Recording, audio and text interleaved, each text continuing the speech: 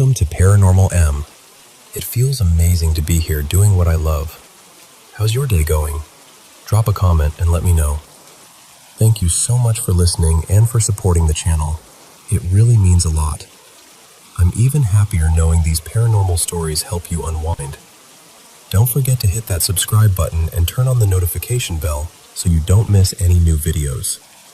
Now, grab your headphones, get comfortable, and let's dive into today's story. And hey, don't forget to send in your own paranormal experiences too. So, picture this with me for a second. It's a rainy Thursday night, about 5 years ago. I'd canceled plans, decided I was done with people for the day, and I was just going to stay in, curl up in bed, and watch some show on my phone. You know those nights where the bed is the whole world? That was the mood. Now, normally when I'm alone, I don't really cook for myself.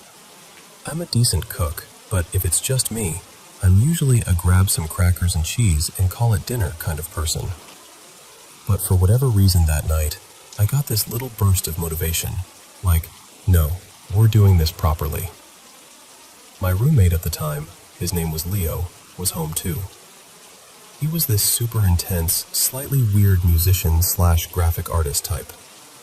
He basically lived in his room or in the little studio attached to it. Door always closed, headphones always on. We were friendly, but he was very much a do not disturb kind of guy. So as far as I knew, he was locked away and busy. Anyway, I decide to cook myself something nice. I make this whole elaborate pasta situation. I'm talking water boiling, garlicky olive oil, veggies sizzling in the pan, zucchini, bell peppers, mushrooms, the works. I simmer a tomato sauce with herbs, add a little cream to make it silky, toss in the pasta, and plate it all up on this plain white dinner plate we had. Normal plate, normal rim, nothing fancy. It took me maybe 40 minutes, and I was weirdly proud of it. Like, look at you, cooking a real meal for yourself. I don't bother with the dishes. I just grab the plate with one hand, a fork and a folded paper towel with the other, and head to my room. I nudge my bedroom door closed with my foot, climb onto my full-sized bed. Yeah, not even a queen, just a full. And set the plate down almost in the middle of the bed, next to my phone that's propped up against a pillow. Now, my room has 2 doors. One door goes out to the kitchen and living room. The other door, on the opposite wall, opens to this short hallway that leads to the bathroom, and then out to a little back patio and garden area. That bathroom is literally like 3 steps from my door. I set my plate down, make sure my show is queued up, and then I realize I have to pee. Of course. So I slip out, leave both my bedroom doors open. Totally normal for me because, again, Leo rarely wandered into that side of the house, and I go to the bathroom. I don't even fully close the bathroom door. I'm gone for maybe, 10 seconds? 15 max. Just a quick pee, wash my hands, and I'm heading right back. I walk the few steps back into my room, already excited to dig into this pasta I lovingly crafted. And I stop. Because the bed is there. The phone is there. The fork is there. The folded paper towel is there. But the plate of food? Completely gone. Not just shifted or a little off to the side.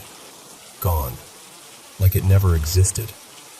No crumbs, no sauce drips, nothing. I just stand there for a second, trying to make my brain catch up. My first thought is honestly that I'm being dramatic and forgetful. I'm like, okay Mia, because that's my name by the way. Maybe you only planned to bring the food in here, and you imagined the part where you actually did it. So I stand there, sniff the air, and I can still smell the pasta. The garlicky tomato smell is strong. It smells like it's right there. I'm doubting myself now.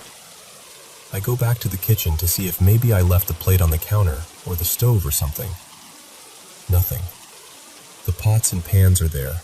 The little splatters of sauce on the stove are there. But no plate. At this point, I start to feel that little prickle of unease.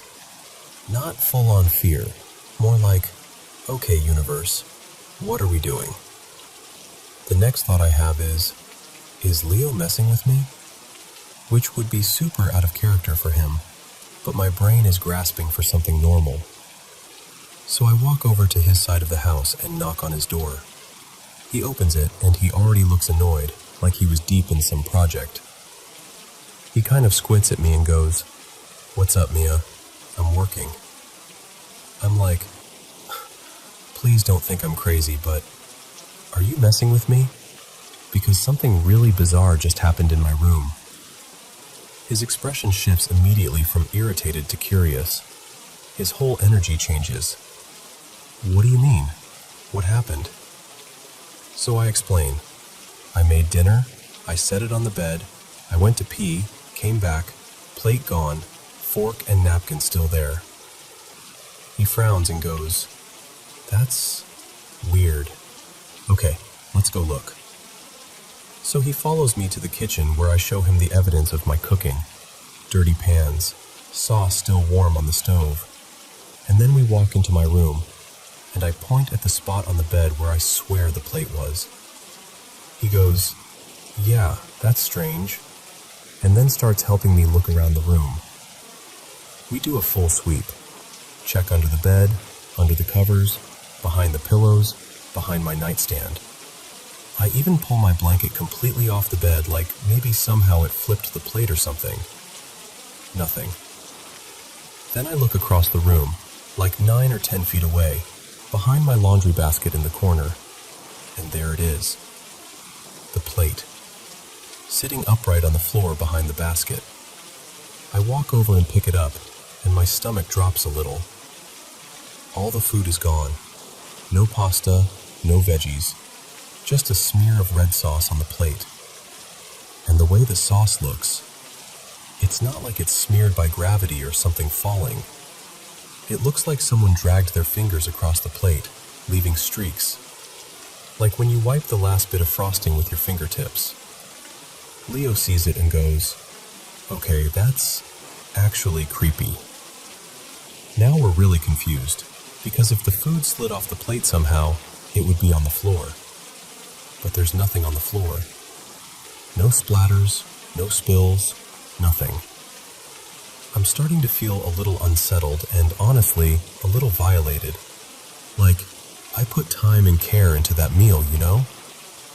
We start searching for the food, because logically it has to be somewhere.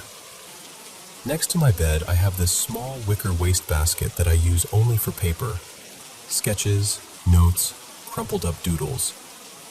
I never put any actual trash in it, and I don't line it with a bag.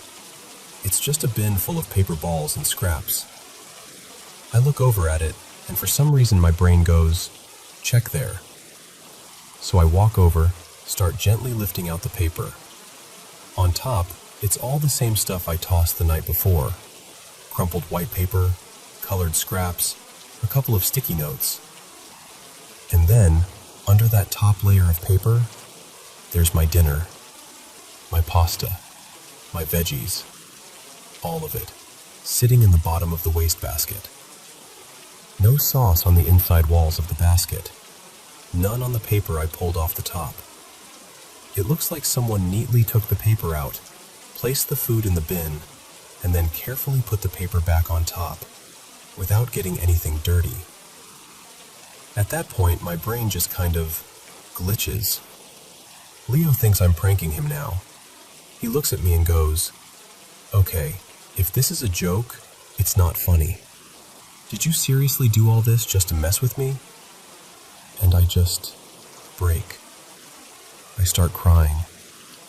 I don't cry a lot, but between the confusion and feeling like I wasn't being believed, and the fact that my nice little solo dinner got basically thrown away by some unseen force, it hit me hard. I'm like, why would I ruin my own dinner for a joke? I'd worked so hard on it. It felt mean, even if I couldn't see who did it. And he starts walking back to his room. I'm wiping my eyes, still standing by the wastebasket, when I hear his footsteps suddenly stop. Then immediately, I'm talking maybe 3 or 4 seconds later, he's back in my doorway, and his face is white. "Mia," he says, and his voice is tight. "Are you seriously messing with me? Because if you are, it's really not funny." I'm like, "Leo, I swear I'm not. What now?" He just says, "Come here," and motions for me to follow him. We walk back to his room, and his entire computer setup is gone. This man loves his computer. It's his lifeline. Music, art, games, everything. A little laptop, 2 speakers, a MIDI keyboard. It was all set up on this crate next to his mattress. Now, there's just the crate. No laptop, no speakers, no keyboard. It looks like someone carefully plucked the whole setup away. He starts panicking. No. He's checking under the blanket, behind the mattress, under the bed. Nothing. We check the little connecting studio room. Nothing. Then we move through to the laundry room in the back of the house. And there it is. His laptop is lying on its backside, screen closed and facing down on the floor. His speakers are on either side of it, also upside down. Everything is arranged almost neatly, like someone gently placed them there. This is 2 rooms away from his bed, maybe 25 or 30 feet, through at least one doorway and a narrow little hallway. There is absolutely no way he could have sprinted out of my room, unplugged and moved all that, arranged it like that, and made it back to my doorway in the handful of seconds it took him to reappear. We just stand there together, staring at his stuff on the laundry room floor in this weird formation. No sound, no footsteps, no doors creaking. Nothing got knocked over on the way. It's like it teleported there. At this point, the vibe has shifted from, "We're confused," to, "Okay, something in this house is doing its own thing, and we are not in control." Leo is shaken. I'm shaken. There's nothing to really do about it, though. It's not like you can ground a ghost or put the house in timeout. Eventually, we just kind of give up on understanding it. He gathers his stuff and takes it back to his room, checking each piece like it might bite. I go back to mine and end up eating some sad little leftover snacks instead of my beautiful pasta. And as I'm sitting there, it hits me. Maybe whatever did that was actually trying to help me. Maybe there was something off in the food, bad veggies, something spoiled I didn't notice. Maybe, in some super weird way, something was like, "Nope, you're not eating that tonight." Is that true? I have no idea. But honestly, it felt a lot better to imagine some unseen roommate trying to save my life than to think something out there just decided to throw away my solo, hard-earned comfort dinner for fun. So yeah, that's the night my dinner vanished. My roommate's computer teleported, and both of us had to just quietly coexist with the fact that our house apparently had opinions. Make of it what you will.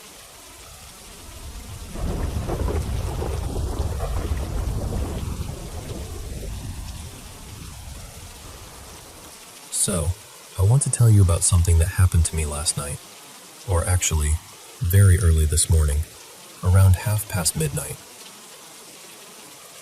I was in my living room, lights mostly off, just scrolling on my phone, when my friend Marco texted me. He was walking his dog past my place and wrote, "Hey, are you awake?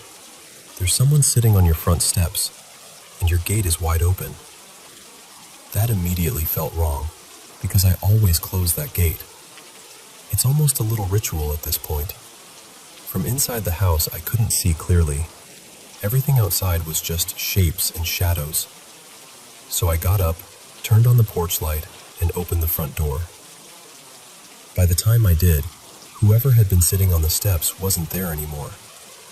I could just make out a figure standing just beyond the gate, closer to the sidewalk. I stepped out onto the path, keeping the door half open behind me, phone pressed to my ear with Marco still on the line. As my eyes adjusted, I saw her, a woman standing a little down the street. I stayed there, on the porch, talking quietly into the phone while she walked slowly up and down the road. Her heels made this distinct, hollow sound against the asphalt. Clack, clack, clack, echoing in the quiet. Every so often she'd stop and look at the houses further up, like she was searching for something, or someone. The way she moved was calm, almost casual, but there was something in the air that just felt off. After a few minutes, she started to drift closer. I tried to lower my voice, but it was obvious I was talking about her. You know when you're pretending you're not, but it's so clear you are?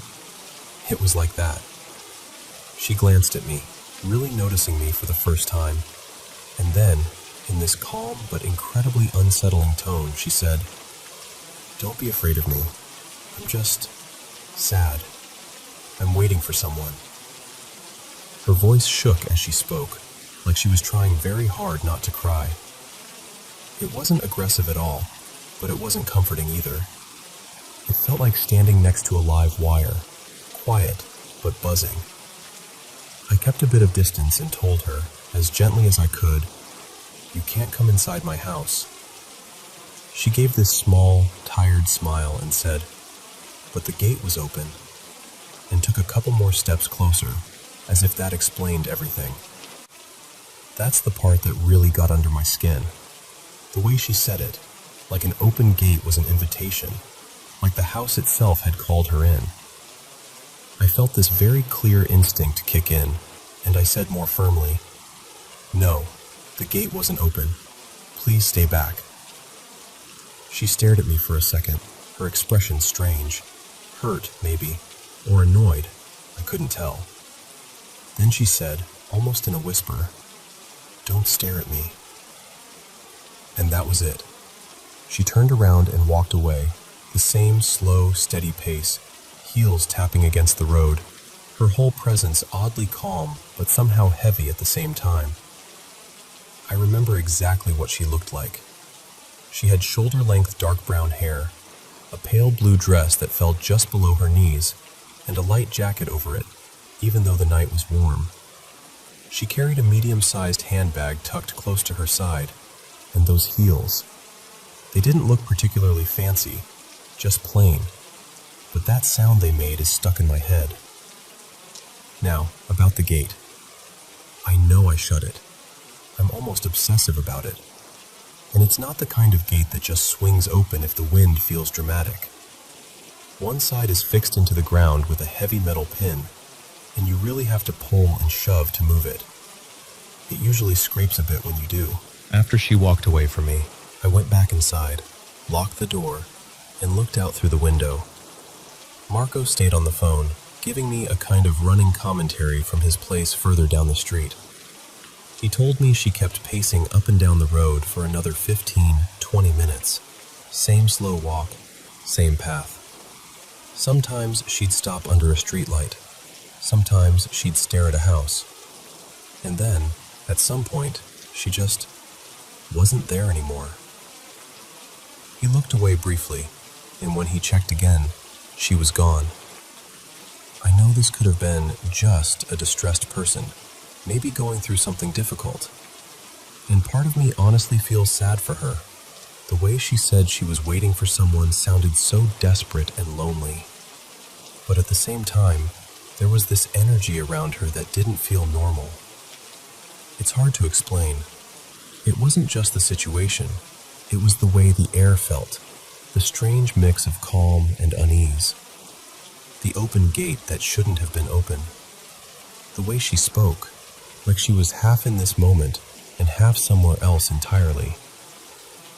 I'm sharing this with you because I can't quite shake it off.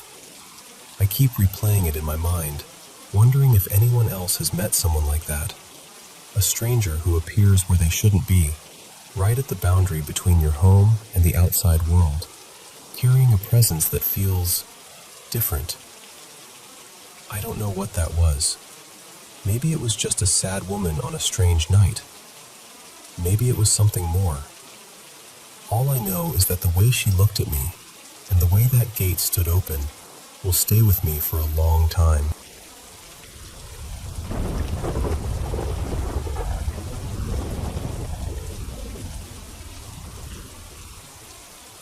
I don't usually talk about this stuff, but since we're already on the topic of creepy retail stories, let me share two that really stuck with me. Both came from friends of mine who used to work in different stores. So first, there's my friend Marco. He used to work the late shift at this 24-hour mini-mart on the corner of a really busy intersection. From the outside, it looked totally normal. Bright lights, loud traffic, people stumbling in for snacks at 2 a.m. But the staff all knew. The stockroom and the tiny break room at the back were not normal. Years before Marco got hired, there'd been an older employee. Everyone just called him Tito Ben. He did double shifts all the time. One night, he lay down on the old couch in the break room to rest, and just never woke up. After that, people said he never really left. Marco told me that on quiet nights, when he'd go to the back alone to get more stock, he'd sometimes see a man sitting on that same couch, in the store uniform, head slightly bowed like he was trying to nap. At first, Marco thought it was one of the senior staff resting, so he'd say, "Kuya, sorry, I need to get past." But the guy would never answer. And then, when Marco looked a second time, the man's face would be wrong. Not bloody or anything dramatic, just blurred out, like someone smudged his whole face with a thumb. The uniform logo was clear, the name patch was clear, but the features were missing. The manager even set up a small altar near the stockroom door. A framed photo of a saint, some candles, a dish with rock salt, and fresh flowers every Monday.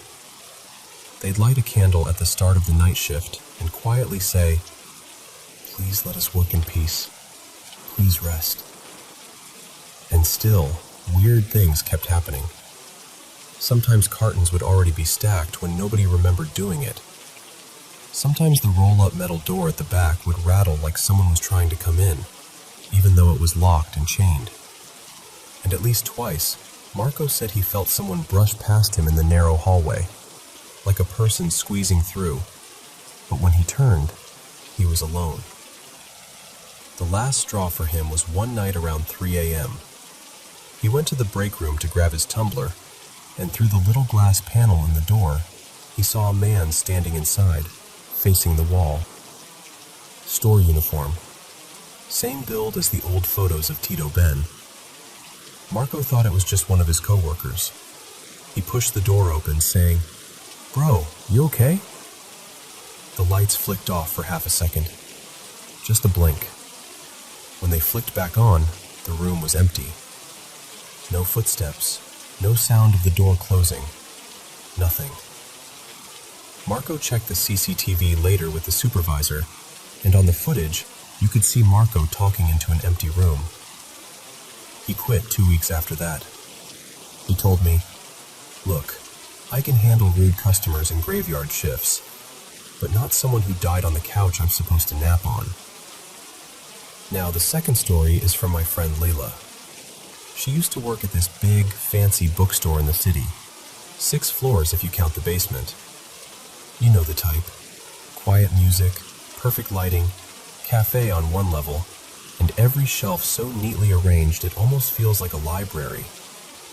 But according to the staff, that place was one giant haunted house with air conditioning. The security guards were the first ones to complain. Down by the service entrance on the first floor, near where deliveries came in, they'd sometimes see what they called a replay. Years ago, there'd been a fight between 2 warehouse guys. No one talked about the details, but everyone knew it ended with one of them getting stabbed. There was no sound. No blood. Just this silent, flickering scene that played out for a few seconds and then vanished. The CCTV never caught it clearly, just weird distortions or flashes of static. Then there was the second floor, the kids and teens section. You'd think that would be the friendliest area, right? Bright colors, storybooks, stuffed toys by the reading corner.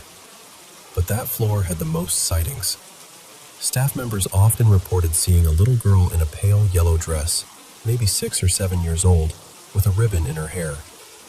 She'd stand near the picture books, looking up like she was trying to read the covers. If you approached her and asked, "Hi, where are your parents?"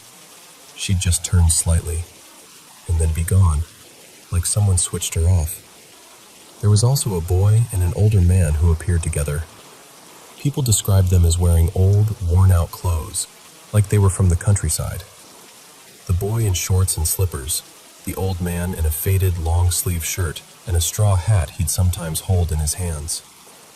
They'd be seen walking slowly between the taller shelves, almost like they were browsing. Sometimes a customer would move aside to give them space, then realize a moment later that no one had actually passed by. Lila told me that more than one employee had reported feeling a light tug on their shirt on that floor, only to turn around and find nobody there. But children's laughter would drift in from somewhere, even when the floor was empty. Now, the fourth floor, that's where things got really unnerving. That floor had all the art books, design stuff, and some office supplies. It was quieter, and the shelves were tall. Staff believed a shapeshifter spirit lingered there. It didn't just appear as a random figure. It liked to copy the employees. Imagine this. You're restocking notebooks, and you see your coworker, Abby, walking toward the stairwell. You say, "Hey, can you help me with this box later?" And Abby nods and keeps walking. 5 minutes later, you bump into the real Abby coming up the stairs, holding a stack of price tags, and she says, "I've been in the basement this whole time. Why?" So many people had experiences like that the staff made their own rule. During closing time, nobody stays alone on the fourth floor. They finish their tasks fast, switch off the lights, and go down together. No lingering, no, "Oh, I'll just stay a bit to straighten the shelves." If someone looked like they were still up there after the lights were off, everyone double-checked who was actually accounted for downstairs before going back up. Funny enough, Lila said the third floor felt the safest. That was the floor with most of the general fiction, self-help, and some magazines. As far as she knew, nobody had a clear ghost story from there. People joked that maybe the ghosts just weren't into bestsellers. The basement, though, the archive and clearance area, had its own cold spots, but Lila tried not to think about that too much. So yeah, those are the two stories that made me look at convenience stores and bookstores a little differently. I'm honestly curious, if you've ever worked in retail or know someone who has, what's the creepiest, ghostly experience you've heard about or actually gone through in a store?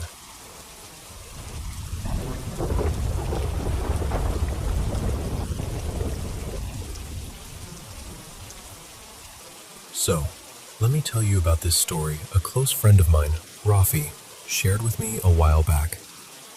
He used to work in this big, slightly run-down department store in the city. 3 floors, flickering lights, that kind of place.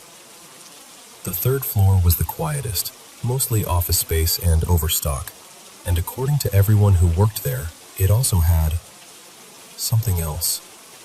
Now, the staff all talked about it like it was normal, almost like a weird in-joke. A shape-shifting spirit that wandered around the third floor.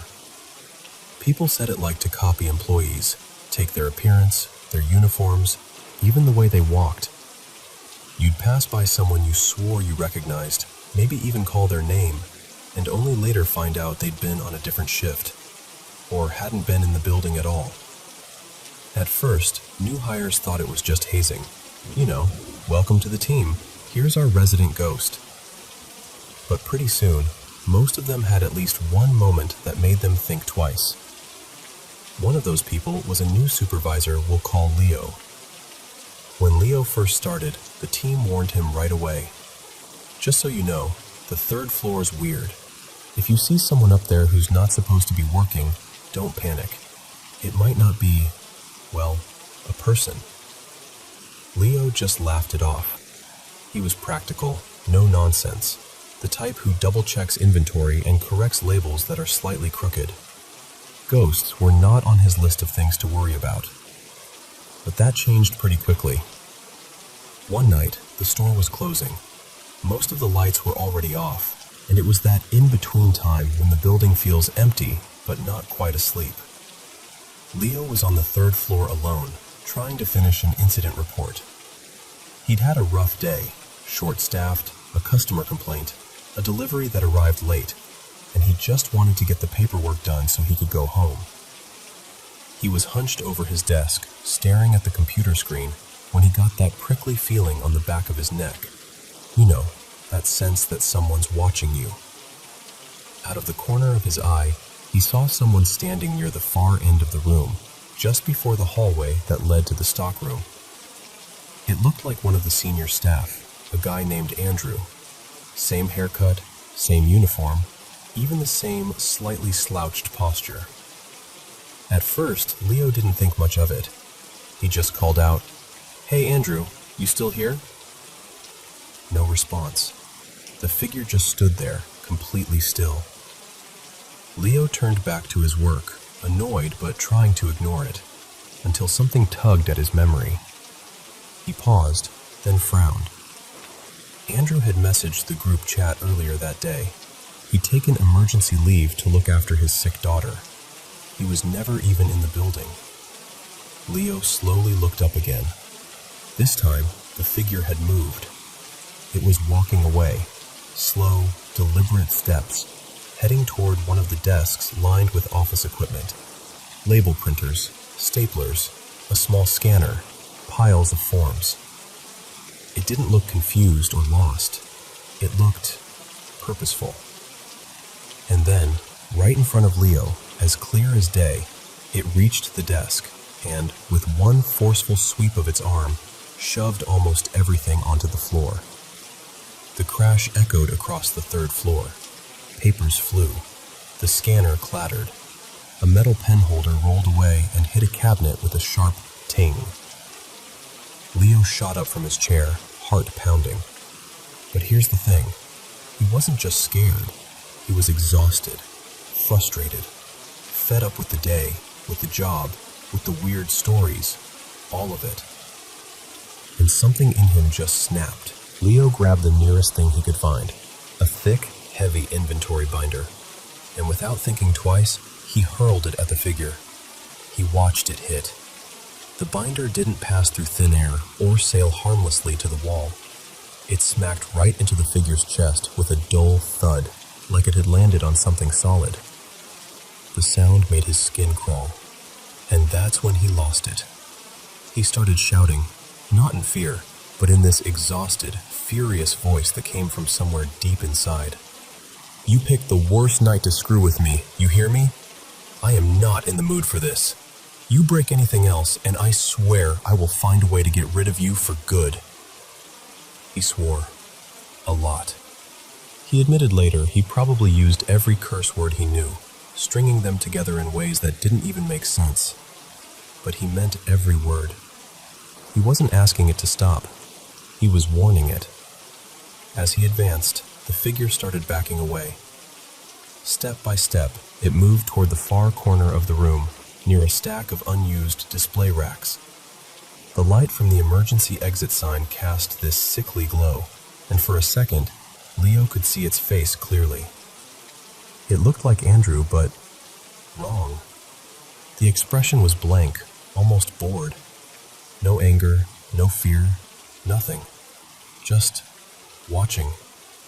And then, right as it reached the corner, it shifted. Not like someone turning around, but like a reflection on water getting disturbed. The edges of its body blurred, its outline wavered, and it simply thinned out and faded until there was nothing there at all.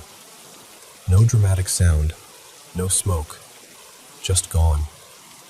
Leo stood there, breathing hard, binder still on the floor a few feet in front of him.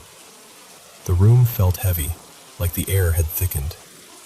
He waited, half expecting something else to move, another crash, another figure appearing behind him. Nothing. He stayed a few more minutes, picking up the scattered office supplies, muttering under his breath. Then, before heading to the stairs, he turned back toward that corner and said, out loud, "I'm not afraid of you. You try that again, I'll make sure you really regret it. This is my floor now. Got it?"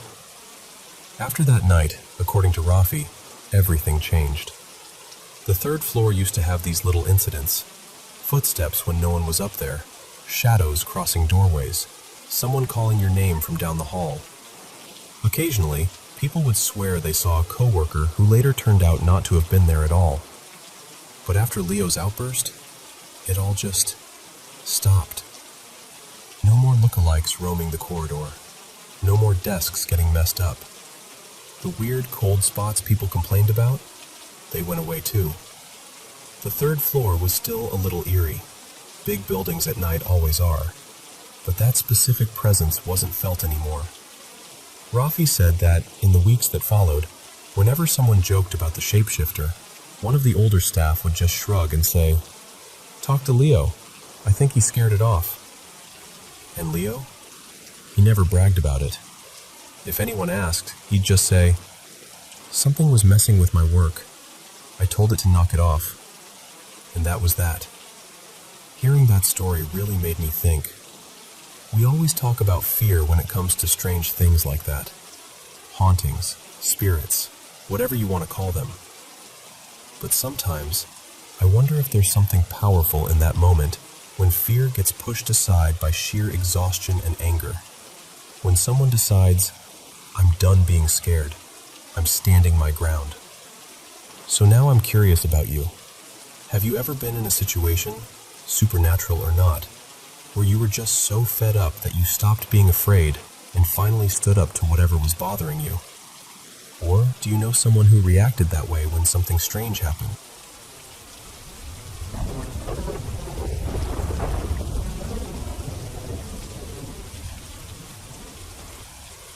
So, let me start by saying this. In my family, my dad, Miguel, always treated my abilities like they were just another part of me, like having brown eyes or curly hair. My mom, Elena, on the other hand, hardcore skeptic. If she couldn't measure it, read about it in a manual, or buy it at a hardware store, it didn't exist. And yet, there were a few things even she couldn't talk herself out of. I was about 4 when we moved into this little old house in San Jose, California. It was one of those places with creaky wooden floors and a fireplace that looked more decorative than functional. One night, my parents were in the middle of one of their classic arguments in the living room. You know the kind. Voices low, sharp, circling around the same old sore spots. I was playing with my blocks near the fireplace when it happened. Out of nowhere, there was this crack, like something snapping inside the wall.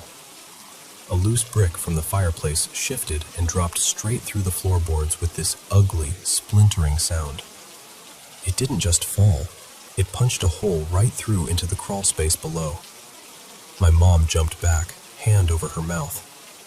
Later, she told me that in that exact moment, she felt an icy wind wrap around her, like someone had draped a freezing wet blanket over her shoulders. And over that, she heard 2 little girls crying, right in her ear, like they were standing behind her. She wouldn't go anywhere near that fireplace after that. My dad ended up covering the entire thing with wood paneling, so she didn't have to look at it. He was shaken, sure, but he and I, we were more used to things like that. It was just another weird night in a long line of weird nights. It was in that same house where I met the family that lived there before us. Well, lived is doing a lot of work in that sentence. They were a really gentle family, honestly. The father, he told me his name was Thomas, had this calm, tired kindness about him. The mom, Maria, always seemed busy, even in death. I'd see her fuzzing over invisible dust on the shelves, or straightening objects that weren't actually moving. They had a few kids. I never quite got all their names right. They felt more like a blur of giggles and sad eyes. I'd sit in the hallway with my toys, and they'd gather around me, watching as I played. Sometimes they'd reach out, not quite touching, like they were trying to remember what it felt like to hold something solid. The strange part, the part that always stuck with me, was the way they looked. They were mostly like regular people, just slightly see-through, a bit faded at the edges. But I could see the faint marks of what had happened to them. Bruises, burns, a twisted arm, things that felt too heavy for a kid my age to understand. I didn't have the words then.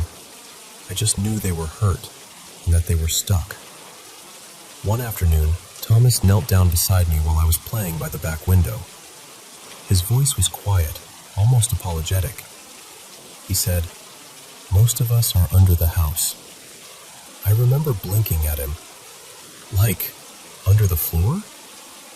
He nodded slowly and pointed toward the side yard. "I'm over there, in a box, under the concrete by the fence, the part that looks wrong." Of course, I was a curious kid. You can't tell a 4-year-old something like that and expect them to just shrug it off.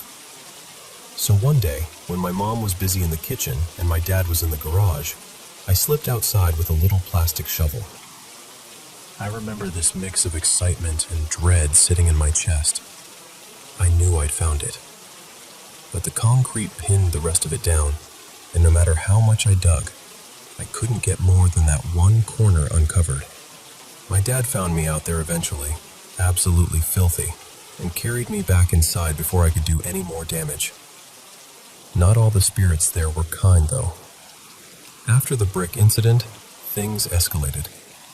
Not dramatically all at once, more like the house was slowly clearing its throat, getting ready to speak up. That's when the woman in black and white started showing up in the kitchen. The first time I saw her, I was sitting at the table with a bowl of cereal. The room went suddenly heavy and quiet, the way it does right before a storm. I looked up, and she was just there, near the sink. She was dressed in what looked like an old-fashioned uniform, dark skirt, white blouse, some kind of apron. Her face was pale and wet with tears, and her shoulders shook like she was sobbing, but no sound came out. She turned away from me and walked across the kitchen, her skirt brushing the floor without actually touching it, and disappeared straight into the wall that led to the garage.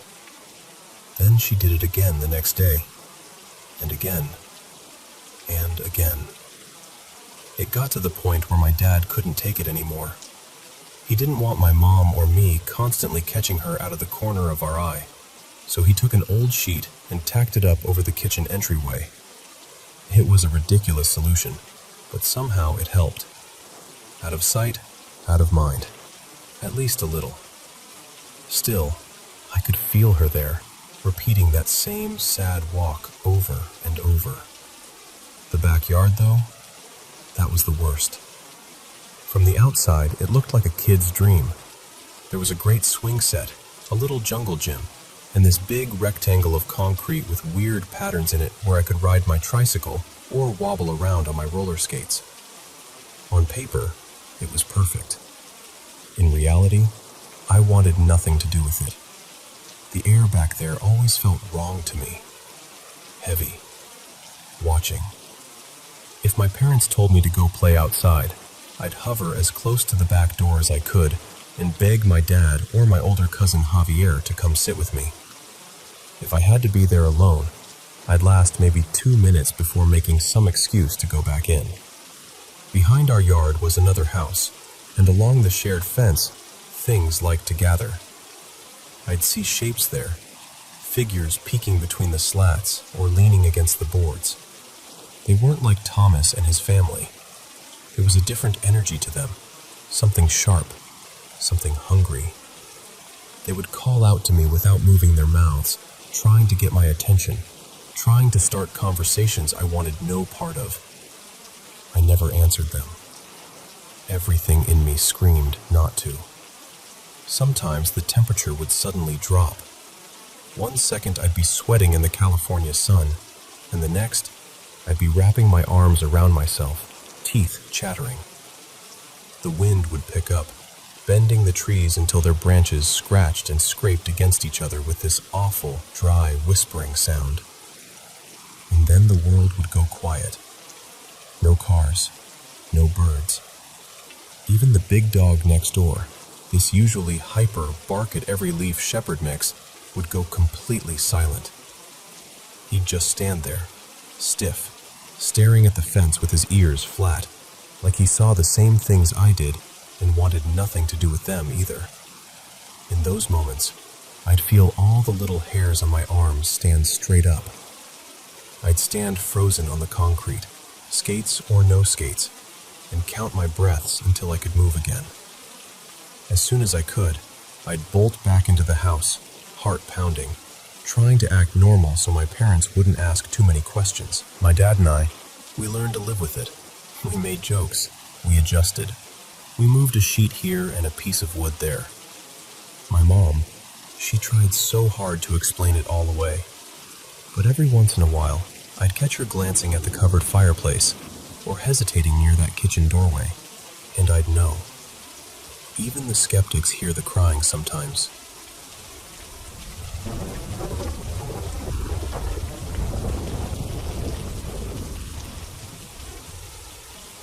So, let me tell you about the night I realized I could see things I really did not want to see. My family's home base is in Lafayette, Louisiana, but a couple of weeks ago my parents called and said, "Hey, we're heading up to Chicago for a few days. Mostly work, but we'll squeeze in a little vacation. Come meet us."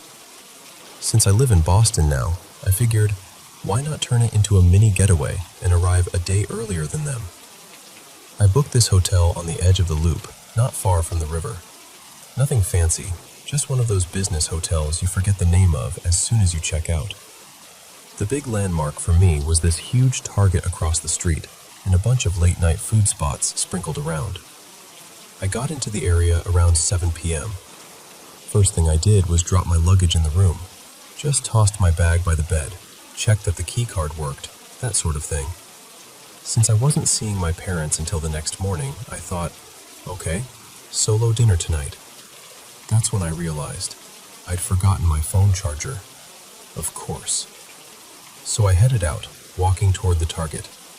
As I'm crossing the street, this group comes toward me. A few women dressed like they just walked out of some after-hours club. Glittery dresses, heels too high to be practical, and a handful of guys hovering around them. They weren't exactly subtle, laughing too loud, talking over each other, just big energy. The weird part was how they walked. They sort of spread out across the sidewalk, like a moving wall.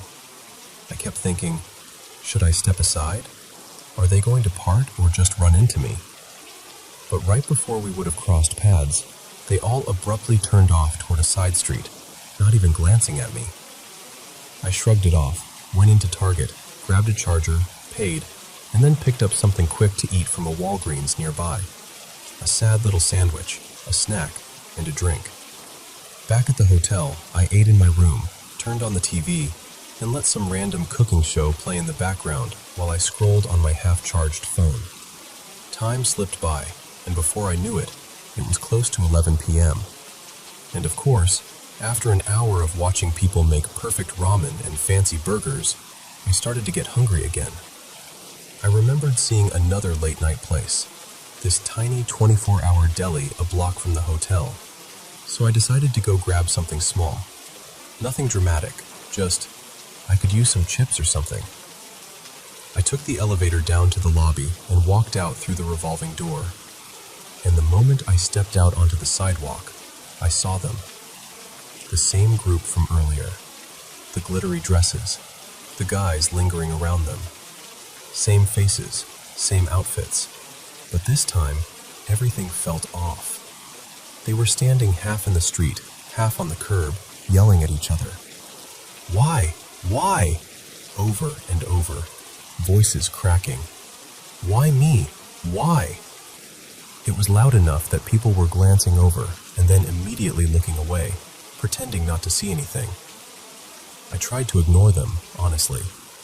I kept walking, eyes down, thinking, wow, they're really going at it. And also, man, they're annoying. I didn't want to get involved. But then the shouting got sharper, like it hit a nerve. Why? Why? Something in me slipped, and without meaning to, I glanced over. The second I made eye contact, a cold rush went down my back. All of them, every single one of them shouting, why, had turned their heads and were staring straight at me. I stopped walking. My body just locked up. One of the women, the one in this short, sparkly red dress, suddenly screamed, "Why?" It was so loud and raw, my heart started racing. My brain went into overdrive. Should I run? Should I call the cops? Should I yell for help? All of that flashed through my mind in maybe a second. These people are not alive. In that split second when I'd looked away and then looked back, they had changed.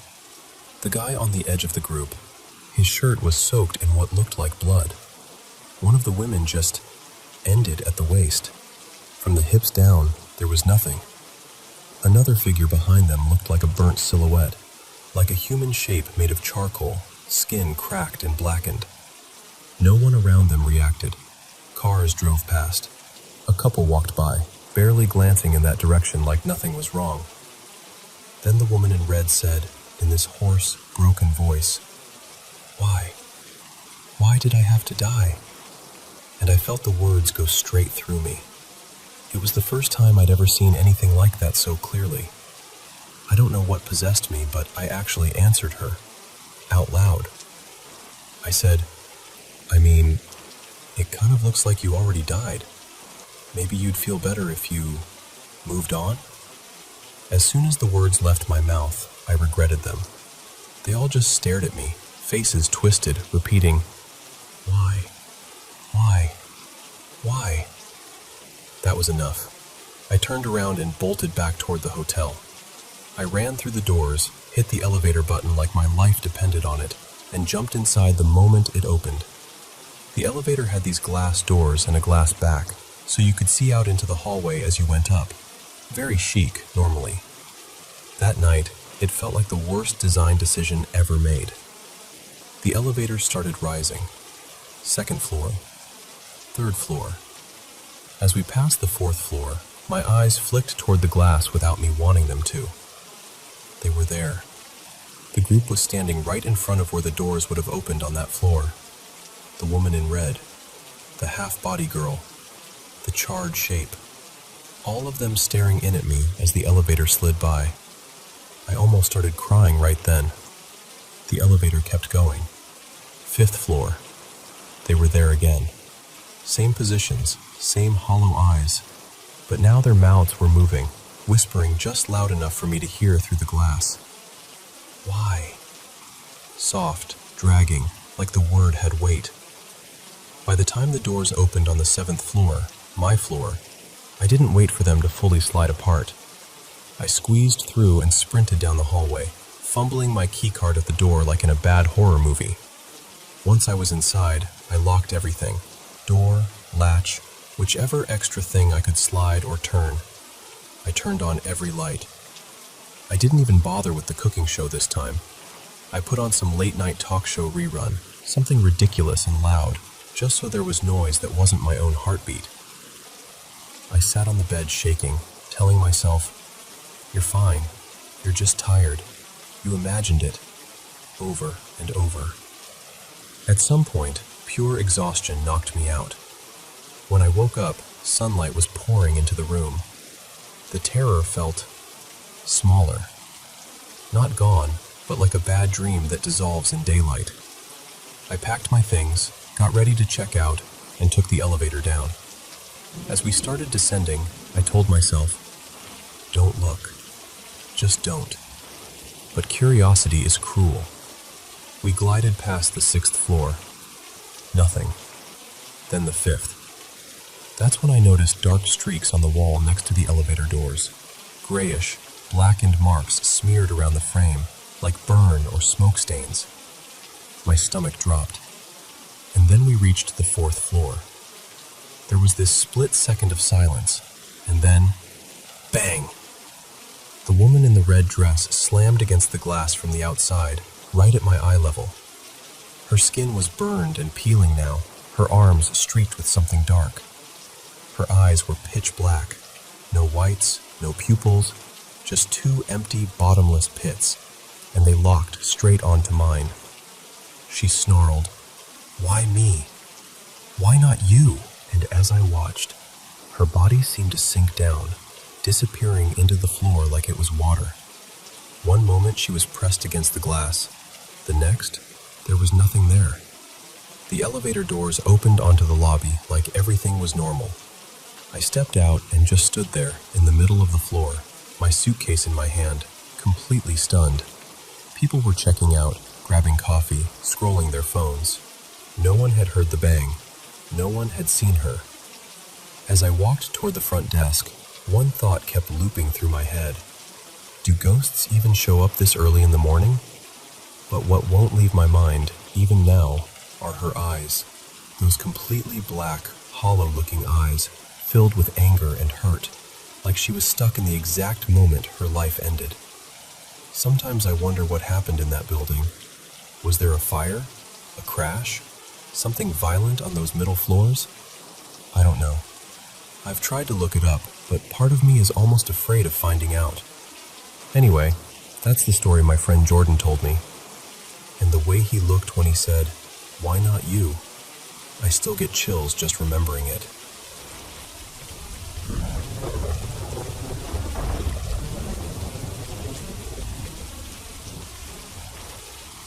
So, when I was a kid, maybe 7 or 8, I had this constant feeling that I wasn't alone.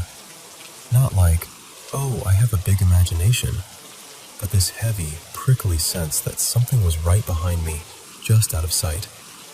I'd be playing on the floor or reading in bed, and suddenly feel like someone was watching me from the corner of the room. The hair on my arms would stand up, my heart would start racing, and I'd freeze, just sure that if I turned around too fast I'd see something. Nights were the worst. I was terrified of the dark and of being left alone in a room.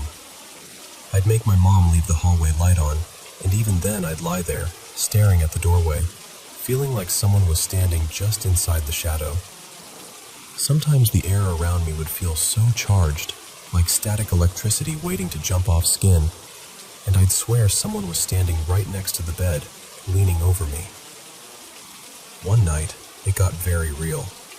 I jolted awake, no idea why, and instantly knew I was awake, not dreaming. And there, right beside my bed, was a woman in a chair. The weird thing was, my room didn't have a chair. But there she was, sitting in this old wooden armchair like it had always been there. She had silver hair pinned up in a loose bun, glasses low on her nose, and she was quietly crocheting something pale and soft. A shawl, maybe. The yarn rested on her lap, and the chair rocked in this slow, gentle rhythm. She didn't look mean at all. If anything, she looked kind. There was this faint little smile on her face, almost like she was watching over me, just keeping me company while I slept. But you can imagine, I was a terrified kid. So the only thing my body knew how to do was scream. I shrieked, loud and sharp, and the second I did, she and the chair were gone. Just gone. I was sitting upright in bed, heart pounding, staring at the exact empty space where she'd been. The room was exactly how it always was. No chair, no yarn, no old woman. But I knew, with that awful clarity you get in those moments, that I had been wide awake. After that, I completely unraveled. I started having panic attacks, real ones. I'd refuse to sleep alone. I'd cry if the lights were off.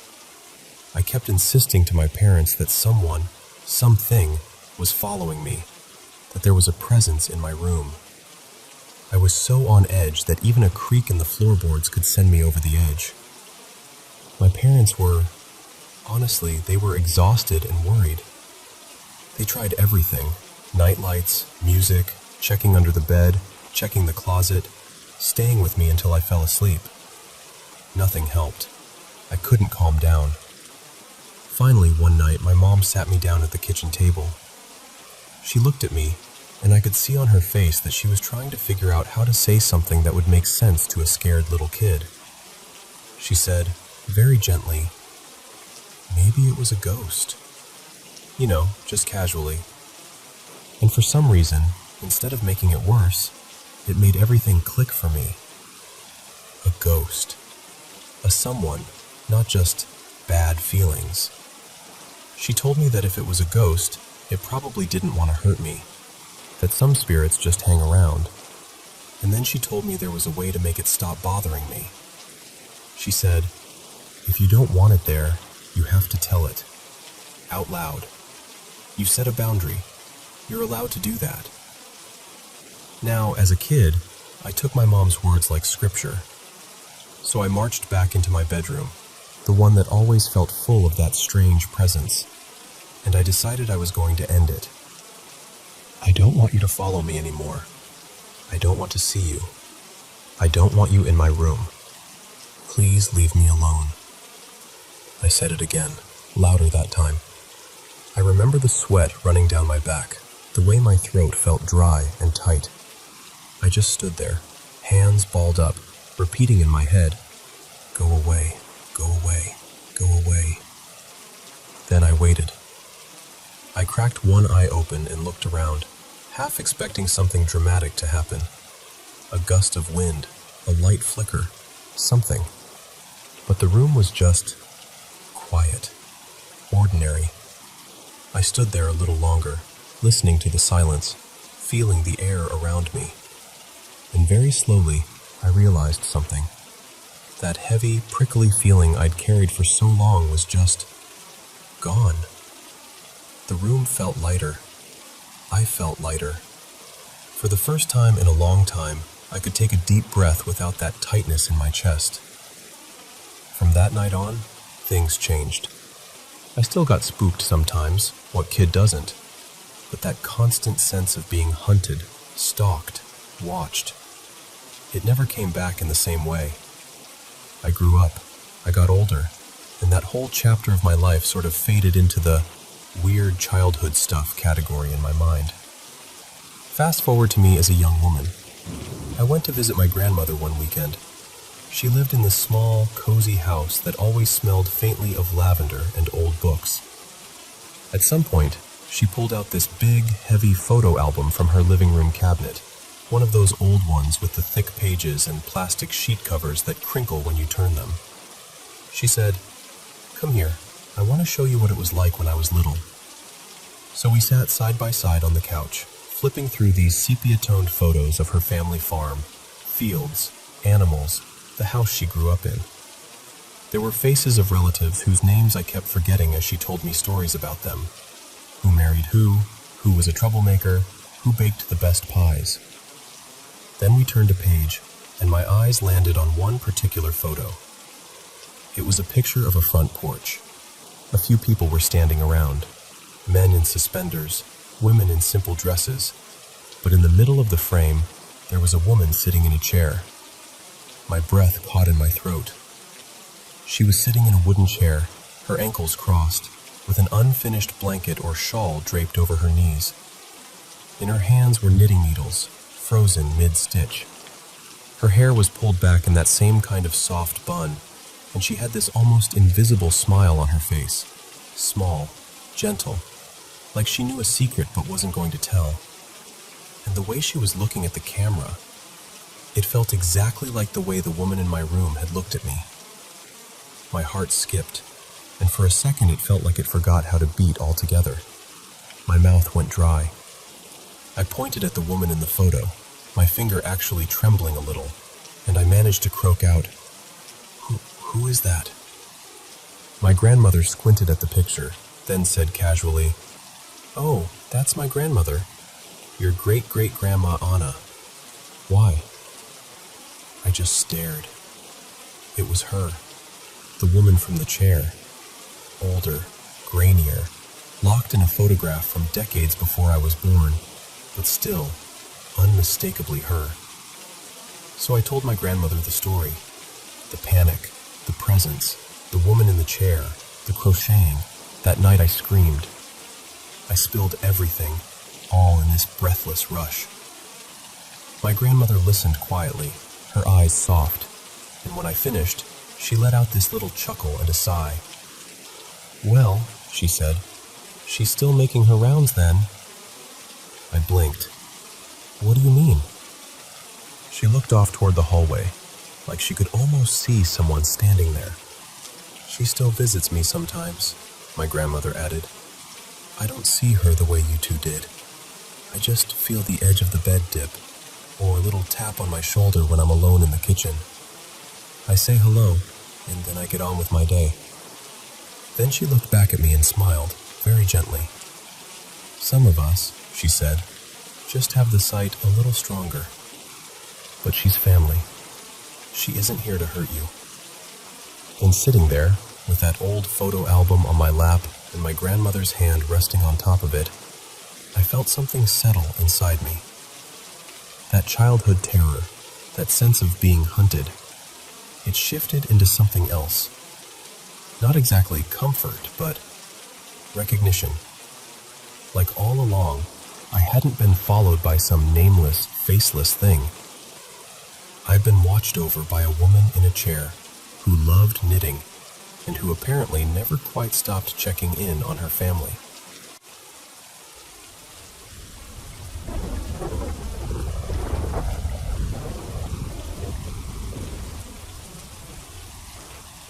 So, hey, let me just tell this the way it happened, okay? This was a few years back, but I can still feel it in my chest when I think about it. It was late, one of those warm nights that sits on your skin, and I was over at my neighbor's place. Everyone on our street calls her Aunt Mira, even though she's not actually anybody's aunt. She's older, tiny, always smelling like tea and wood smoke, and the kind of person who shows up at your door with soup before you even know you're sick. There were 4 of us in her kitchen that night. We had the windows cracked open, a pot of chamomile on the table, just talking. Silly stuff, nothing deep. It was one of those slow evenings where you feel safe and bored in the best way. And then we heard music. Not phone music. Not some car going by with the bass up too high. It sounded live. There were drums, and what I swear was a fiddle or maybe a violin, and this low humming like a choir that can't quite remember the words. It wasn't loud, but it was clear, like it was coming from the backyard and very far away at the same time. I remember the hairs on my arms standing up, and before I could say anything, Aunt Mira just went very still. Her hand stopped halfway to her teacup. She glanced toward the back door and said, very softly, "Don't go outside." Just like that. No explanation. I kinda laughed, like, what? Why? You know when you think someone's being superstitious and you're trying not to be rude? That was me. But the look on her face shut me right up. I've seen that woman burn her fingers on a hot pan without flinching. She looked scared. The music kept going, slow and circling and strange, and we drifted to the kitchen window that looked out over her yard. Behind her house, there's this empty lot, just grass and a couple of trees, usually nothing interesting except stray cats. That night, though, there was this low haze lying over the ground. Not thick, not movie-style fog, just a pale, drifting mist, glowing a little in the moonlight. And in that mist, there were shapes. At first, I honestly thought it was kids, like teenagers doing some kind of weird dance prank or TikTok thing, I don't know. But the longer I stared, the less sense it made. They weren't solid. That's the part I still hate thinking about. They looked like people someone had sketched in smoke. You could see the trees through them when they moved. Some of them were wrong. One had an arm that faded out halfway down. Another didn't seem to be walking so much as gliding, just a few inches above the ground. And one, I will never forget this. One shape was swaying to the music with no clear head at all, just shoulders and that dark, empty space above them where it should have been. In the center of all of this were 2 clearer figures, standing side by side like a couple. The man looked like he was in an old-fashioned suit, the kind you see in black and white wedding photos. The woman was in something light, maybe not pure white, but a pale dress that moved like it was underwater, They were more solid than the rest, but even they looked faded, like memories someone had tried to hold on to too long. The others were circling them, stepping and turning in time with the music. They didn't look angry or wild. That almost made it worse. It felt calm. Calm and completely wrong. Beside me, I heard Aunt Mira whisper, almost to herself, "It's their wedding again." My stomach dropped. "Again?" I asked her. "What do you mean, again?" She shook her head, like she'd already said too much. "They won't come in while I have guests," she murmured. "Just stay here, please. Don't call out to them. Don't answer if they call you." 2 of my friends were with us. Jonah, who jokes about everything, and Lila, who always wants to prove things aren't scary. Jonah snorted and said, "Come on, this is obviously someone with a projector or something. Maybe a speaker in the lot." Lila nodded, already halfway toward the door. "Yeah, I'm gonna go see how they're doing this. It's actually kind of cool." Aunt Mira stepped in front of them. I've never seen her move that fast. "Don't," she said. Her voice cracked a little. "Please, children, don't go out there. Not tonight." Jonah rolled his eyes. "We'll be fine, I promise. 2 minutes. If it's ghosts, I'll bring one back for tea, yeah?" He grinned at her, but she didn't smile. "I am not joking," she said. "They remember who steps into their circle." I could see his expression waver, just a little, but pride is a stupid thing. He shrugged her off gently. Lila squeezed my shoulder and said, "Relax, we'll prove it's some creepy neighbor with a sound system. You'll feel better." I didn't follow. I should have grabbed them, yelled, something, but I didn't. I just stood there with my hand on the back of a chair, watching out the window. They walked across the yard, side by side. The grass was still, the air too warm for that hour. The music kept going, and then, just as they reached the edge of the mist, it stopped. Cut off. One beat, and everything went silent. All the figures turned at once. I can't explain how something half made of fog can turn, but they did. Every smoky outline, every broken limb, every blurred face turned toward Jonah and Lila. Even the headless one shifted like it was looking straight at them. Then they moved. They didn't rush or leap. They just drifted, all together, toward my friends. The mist rose up, thicker, wrapping around the 2 of them like someone pulling curtains closed.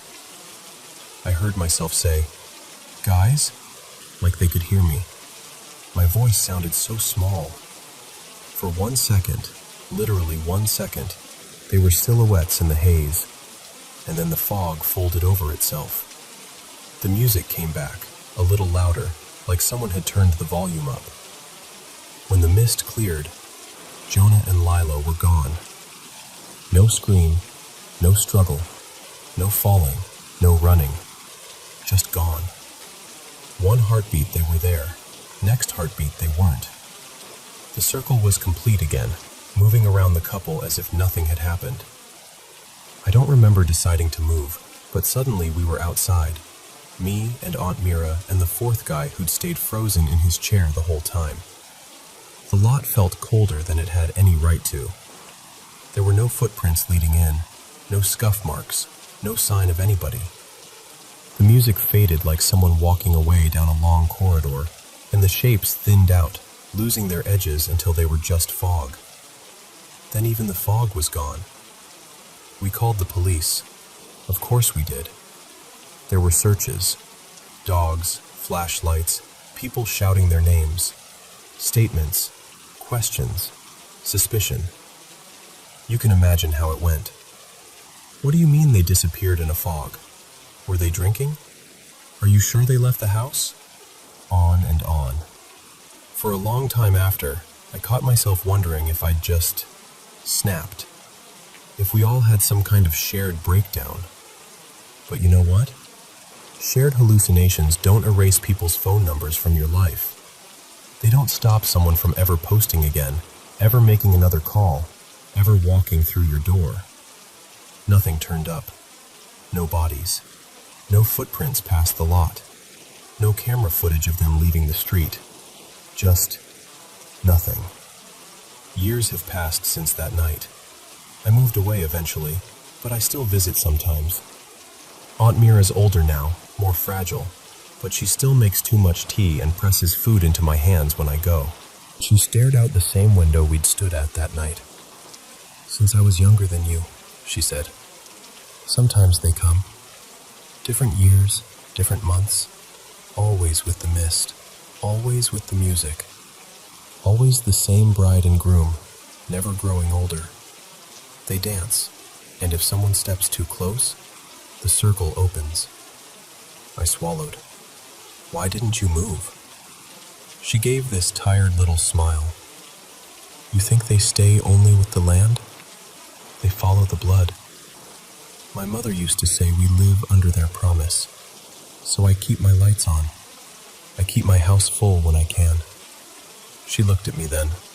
"It is better to watch them from behind glass than to be watched from inside the ring." She told me that on some nights she still hears the drums.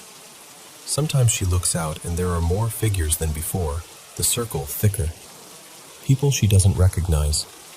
And every now and then, she says, she sees familiar faces in that crowd. I didn't want to ask, but I did. "Have you seen them? Jonah and Lila?" She nodded once, slow. "They stand near the edge," she said. "They look happy if you only look quick, like photos, but their eyes do not move. Their smiles do not reach anywhere." I didn't sleep well for weeks after that. Look, I know how this sounds. Spirits, cursed weddings, disappearing in fog. It all sounds like something somebody made up for a late-night radio show. I don't blame you if your first instinct is to explain it away. I used to be that person. Ghost stories were just stories. Creepy fun, nothing more. I'm not that person anymore. I don't know what I saw that night. I don't know what took my friends or where they went. I don't know why some old promise or ritual or tragedy keeps replaying itself behind my neighbor's house. All I know is this. If you're ever up late and you hear distant music that doesn't sound like it's coming from anywhere sensible, real drums, real strings, voices humming along, and you look outside and there's a low, slow fog that wasn't there a minute ago, do me a favor. Do yourself a favor. Don't be clever. Don't go prove it's nothing. Just lock the door. Stay inside.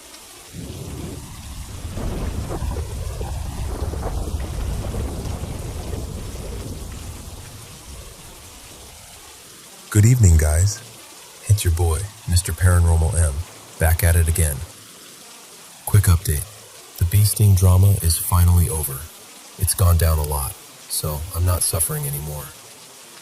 Comment where you're watching from and tell me what it's like over there. Hot, cold, raining, spooky fog. I want to know it all. Every night around this time, I get that little spark of excitement because I love grabbing the mic, hanging out with you, and sharing creepy, supernatural stories from all over the place. And honestly, it makes me really happy knowing you're cozy, relaxed, maybe lying in bed or on the couch, just vibing and listening to my voice. Don't forget to subscribe and turn on notifications so you don't miss any of our spooky storytime sessions. Alright, I'll stop teasing you about tonight's stories. Grab your blanket, get comfy, maybe dim the lights a little, and let's get started. So, let me tell you this story the way it was told to me. Like we're just sitting together after a long shift. I used to work in this old department store, 4 floors high. The kind of place where the lights always felt a bit too dim and the air conditioning never quite worked right. Everyone on staff knew one thing. You didn't like being alone on the 3rd floor. That's where it was. We called it the shapeshifter, though nobody ever agreed on what it really was. All we knew was that it loved copying people. You'd be doing inventory, glance down an aisle, and swear you saw a coworker who wasn't scheduled that day just standing there. Then you check the roster and realize, nope, they were off or homesick. It was this creepy, quiet game it played with us. When our new supervisor, Marco, joined the store, we warned him right away. You know how it is with new people. You don't know if they'll laugh it off or take you seriously. At first, he thought we were pulling his leg. He'd just grin and say something like, "Yeah, sure, a copycat ghost. Very funny." But a few weeks in, he stopped laughing. One night, we were closing late after a busy sale. Most of the lights on the third floor were already off, just a few still on near the office where Marco was finishing some reports. I was downstairs doing a final check on the registers when he had his encounter. Later, he told us exactly what happened. He was sitting at his desk, exhausted, shoulders killing him, surrounded by piles of paperwork and a bunch of random office stuff. Staplers, pricing guns, barcode scanners, a small receipt printer, all crammed onto the table. You know that kind of tired where even the ticking of a clock feels too loud? That was him. Out of the corner of his eye, he saw someone standing in the doorway. It looked like Lena, one of our part-timers. Same ponytail, same uniform, same way she stood with her arms folded. She didn't say anything. She just stood there, perfectly still. Marco glanced at the clock and frowned because he knew Lena had called in sick that day. But he was so drained, he didn't even question it at first. He just said, without looking up, "What are you doing here? Go home. Your shift ended hours ago." No answer. When he finally looked properly, the figure turned just a little, like it was acknowledging him, and then started walking slowly toward the far corner of the office area. He said that's when something in his stomach dropped. The walk was wrong. Too slow, too smooth, like it wasn't really walking, just gliding. Then it happened. Right as the figure reached the corner, every loose thing on his desk, the stack of folders, a cup full of pens, the staplers, even the little printer, all of it shoved forward and crashed onto the floor. Not like something got knocked by accident, but like an invisible hand had just swept across the desk in one angry motion. The noise echoed across the whole floor.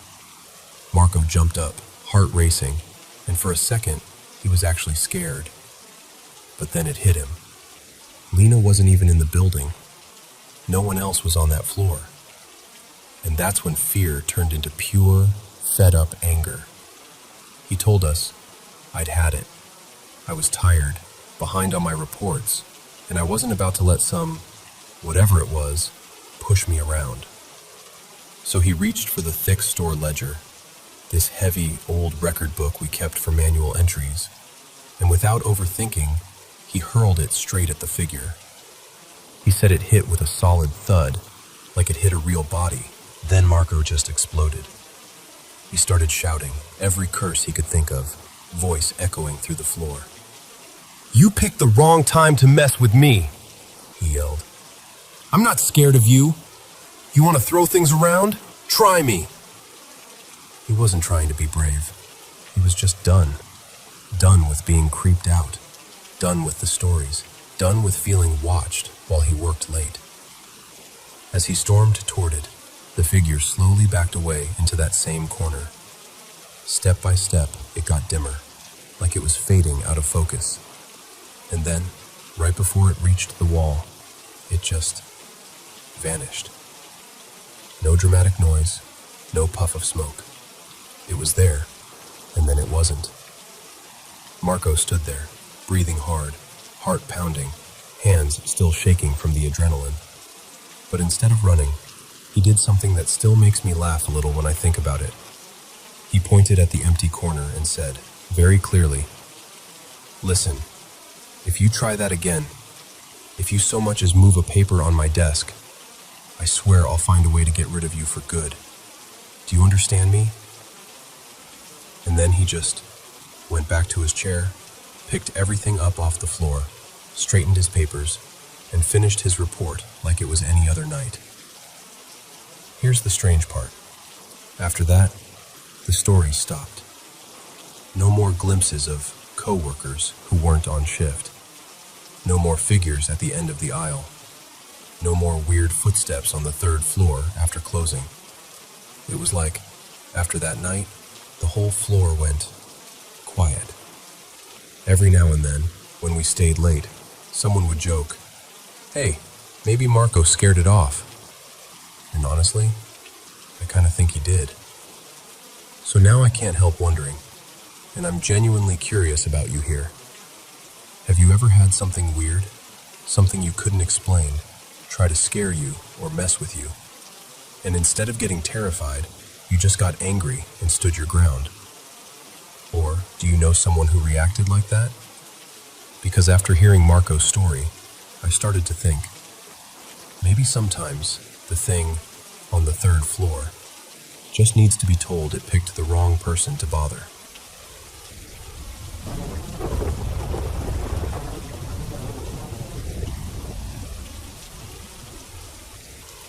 So, let me tell you about a couple of stories that still give me chills whenever I think about working in retail at night.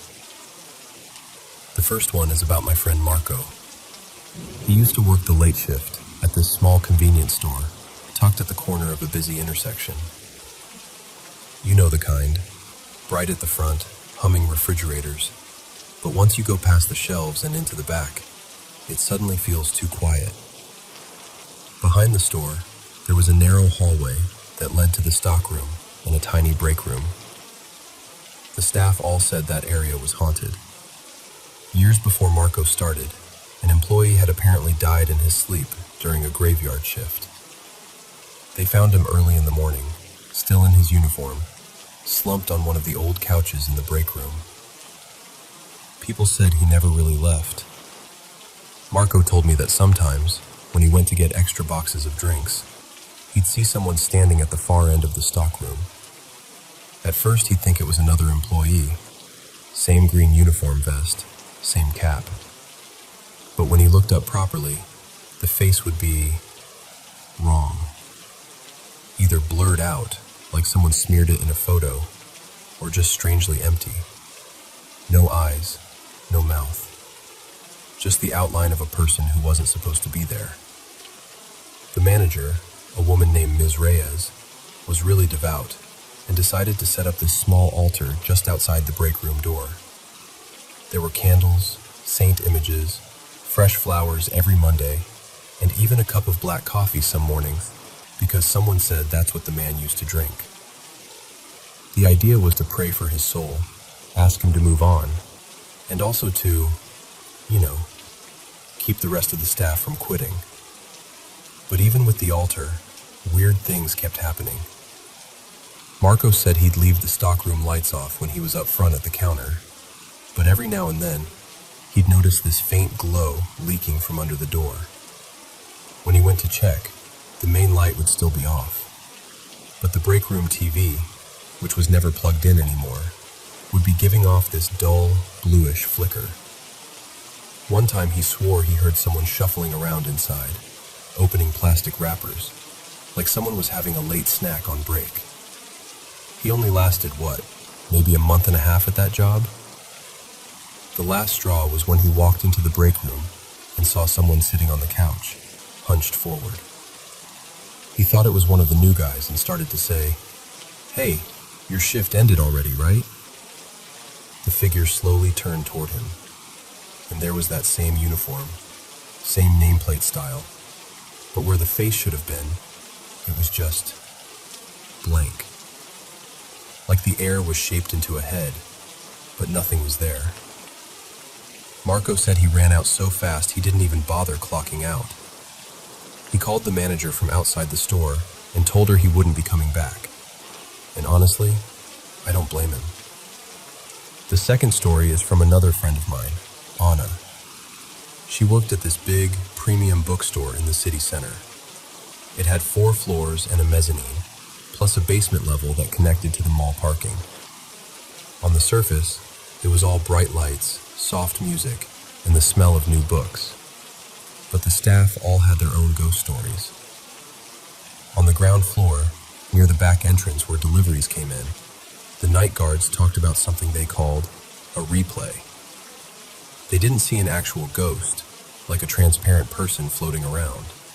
Instead, they would sometimes see a scene unfold for a few seconds, then vanish. Up on the second floor, where the kids and teens section was, things were less violent but somehow creepier. Staff and customers had reported seeing a little girl in a pale yellow dress, wandering alone between the shelves, her hair in short, neat curls.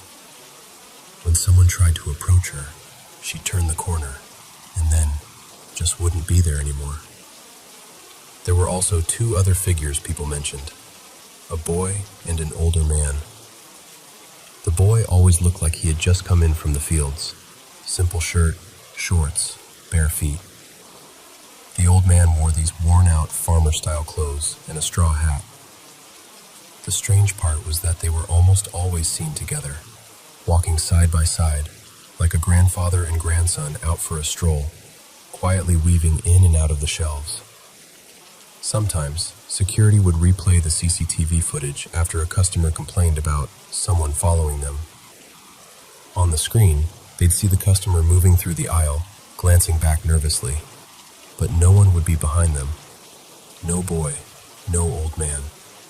Just empty space. The fourth floor was reserved mostly for arts, design, and rare books. That was the one that scared the staff the most. They said there was something up there that liked to copy people. Anna told me about nights during closing time when everyone would be doing last-minute shelving. She'd be straightening up a display and hear footsteps behind her. Then she'd hear a familiar voice, maybe her supervisor or one of her closest coworkers, say her name, casual and normal, like, "Hey Anna, you almost done?" She'd turn around, ready to answer, and the floor would be empty. A few minutes later, she'd bump into the real coworker downstairs and ask, "Did you just call me from the art section?" And the answer was always, no. After a while, the staff made it a rule not to answer anyone calling their name on the fourth floor, unless they could actually see the person's face. Because of that, closing routines became almost like a race. As soon as it was time to shut down, they'd switch off the air conditioning up there, dim the lights, and everyone would go down together. No lingering. No, "I'll catch up later." Nobody wanted to be the last one alone on that floor, with something that could mimic their friends' voices. Funny enough, Anna always said the third floor was the safest. That was where the general fiction and literature sections were. She joked that maybe the ghosts there were too busy reading to bother anyone. No major encounters, no strange flickering scenes, just the usual creaks and pops of an old building settling at night. Whenever I hear their stories, I can't help but wonder how many people in retail have their own versions of this. Late night shelves, humming lights, and that feeling that you're not really alone, even when the store is supposed to be closed. And it makes me think, if you've ever worked or known someone who's worked in retail, how many of those just your imagination moments were actually something or someone else?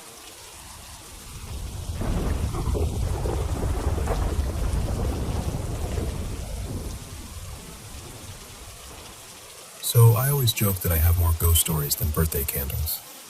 I'm 24 now, but this all started when I was really little. I've pretty much felt haunted for as long as I can remember.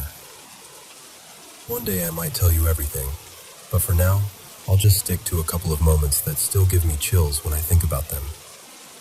Back then, my family and I lived in Nevada, just a regular suburban neighborhood, nothing spooky looking about it at all. We moved into this brand new 2-story house when I was around 8, almost 9.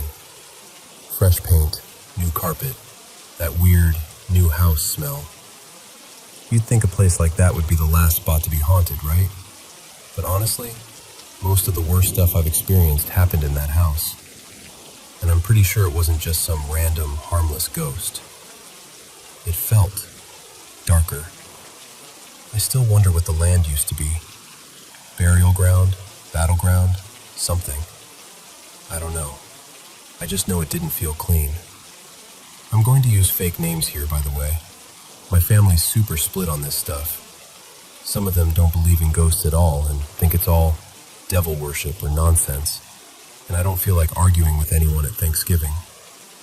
So, I'll call my mom Elena, my dad Mark, my middle sister Lena, my little sister Mia, and my cousin Jade. Here's the first weird thing. I had never, ever sleepwalked in my life until we moved into that house. And the strangest part? It only happened when I slept over at other people's houses. Anytime I had a sleepover at a friend's place, the next morning they'd be like, you were totally sleepwalking last night. One friend's mom even complained to my parents once, saying I'd been stomping around their hallway for like an hour while everyone was trying to sleep and that I needed to get it under control, like I was doing it on purpose. But let me back up and introduce you to what we think was our ghost. Honestly, it felt more like a poltergeist. This thing loved messing with stuff. It would move things around, flicker the lights, and walk around at night when everyone was in bed. And you can think I'm dramatic if you want, but both my mom and my dad saw things too. It wasn't just me. One of its favorite tricks was with our family computer downstairs. My sisters and I used to play The Sims 3 on it all the time. To start the game, you had to turn on the computer, log in, open the launcher, click play, and then wait for it to load. It wasn't something you could just accidentally bump. In the middle of the night, we'd hear that familiar Sims music and all the little sound effects. My mom or dad would get up, burst into our rooms, and check if any of us were missing, assuming someone had snuck downstairs to play after bedtime. But we'd all be in our beds, half asleep and annoyed. They'd go down to turn the computer off, and every single time, they told us the same thing. The game wasn't just on the menu.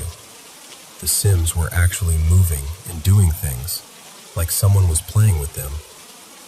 You'd think, okay, maybe it's just a friendly ghost who wants to enjoy some 21st century entertainment. But that was really just the opening act. Now, back to the sleepwalking.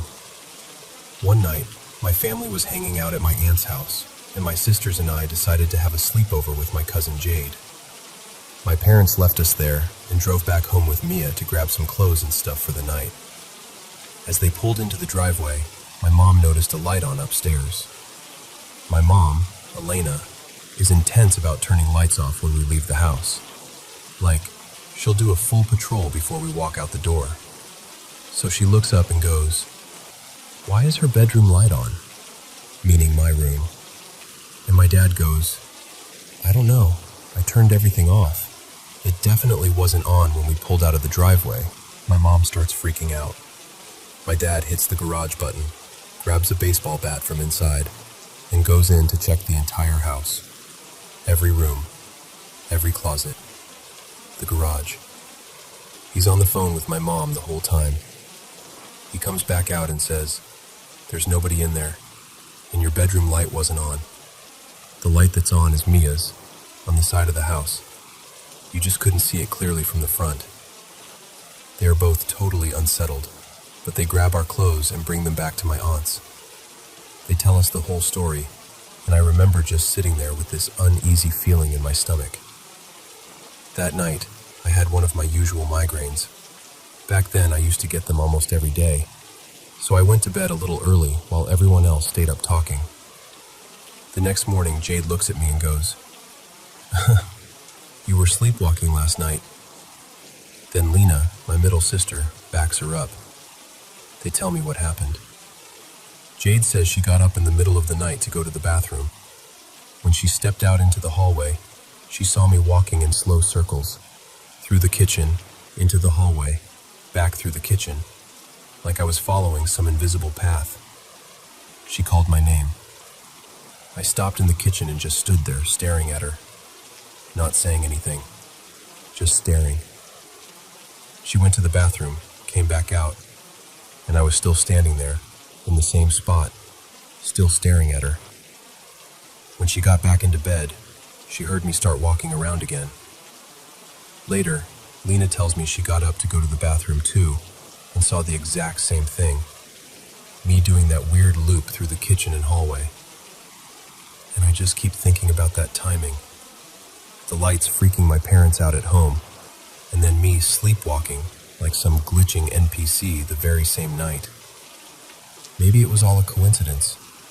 Maybe it wasn't. I honestly don't know. But it still makes my skin crawl. Anyway, that was creepy, but it wasn't the worst. There's one night that still makes me feel sick to my stomach even to talk about it. It's the reason I have to sleep with my bedroom door closed now. I had just started 7th grade. It was a weekend, pretty late at night. I was in my room with the door wide open, sitting on my bed, making an edit for Vine on my laptop. Yeah, I was one of those kids. I kept hearing heavy footsteps in the hallway, not like a gentle walk, like stomping. I figured it was Lena or Mia being dramatic, so I ignored it. Then my phone buzzed. It was a text from my mom downstairs. "Is that you? Can you please be a little more quiet?" I texted back, "It's not me." And as I'm typing that, I look up and glance across the hall into Mia's room. Her door is kind of diagonal from mine, so I can see into it from where I'm sitting. And I see something. There's a dark figure standing over her bed. You could tell it was facing her, like it was just staring down at her while she slept. It wasn't detailed, more like a solid shadow in the shape of a person. I remember my brain trying to protect me, like, nope, we're not doing this. So I turn over in my bed and face the wall, pretending I didn't see anything. But of course, I couldn't leave it alone. I look back. Now the figure isn't by her bed anymore. It's leaning against the doorway of her room, like it's bracing one shoulder on the frame. And it's turned toward me. I can't see a face, but I can feel it looking right at me. At that point, my fight or flight just shuts down and does something stupid. I decide to get up, walk into the hallway, and close my door. Like closing a hollow wooden door is going to protect me from whatever that is. The second I shut my door, I hear it. The loudest, heaviest footsteps I have ever heard, pounding down the hallway, right past my room, and then thundering down the stairs. It sounded like something huge and angry running through the house. My mom comes to my room, opens my door, and her eyes are wide. "You heard that too, right?" I just nodded. I could still feel my heart in my throat. And then, while we're all awake, standing there in the hallway, we hear it again, from downstairs. The computer turns on, the familiar startup sounds, then the little chime from the Sims launcher, then the Sims 3 music. All three of us hear it. Normally, one of my parents would go downstairs and shut it off, but that night, my mom just looked at us and said, "We're leaving it. If it wants to play, it can play." So we all went into her room instead and tried to sleep with the Sims music drifting up the stairs, like the ghost was happily building a little digital house while we were curled up in the dark, terrified. Sometimes I try to tell myself I was just freaking myself out. I hadn't been watching scary movies or thinking about anything creepy before that. I was literally just editing a Vine. But I know what I heard. I know what I saw in my sister's doorway. And even now, all these years later, just talking about it gives me chills.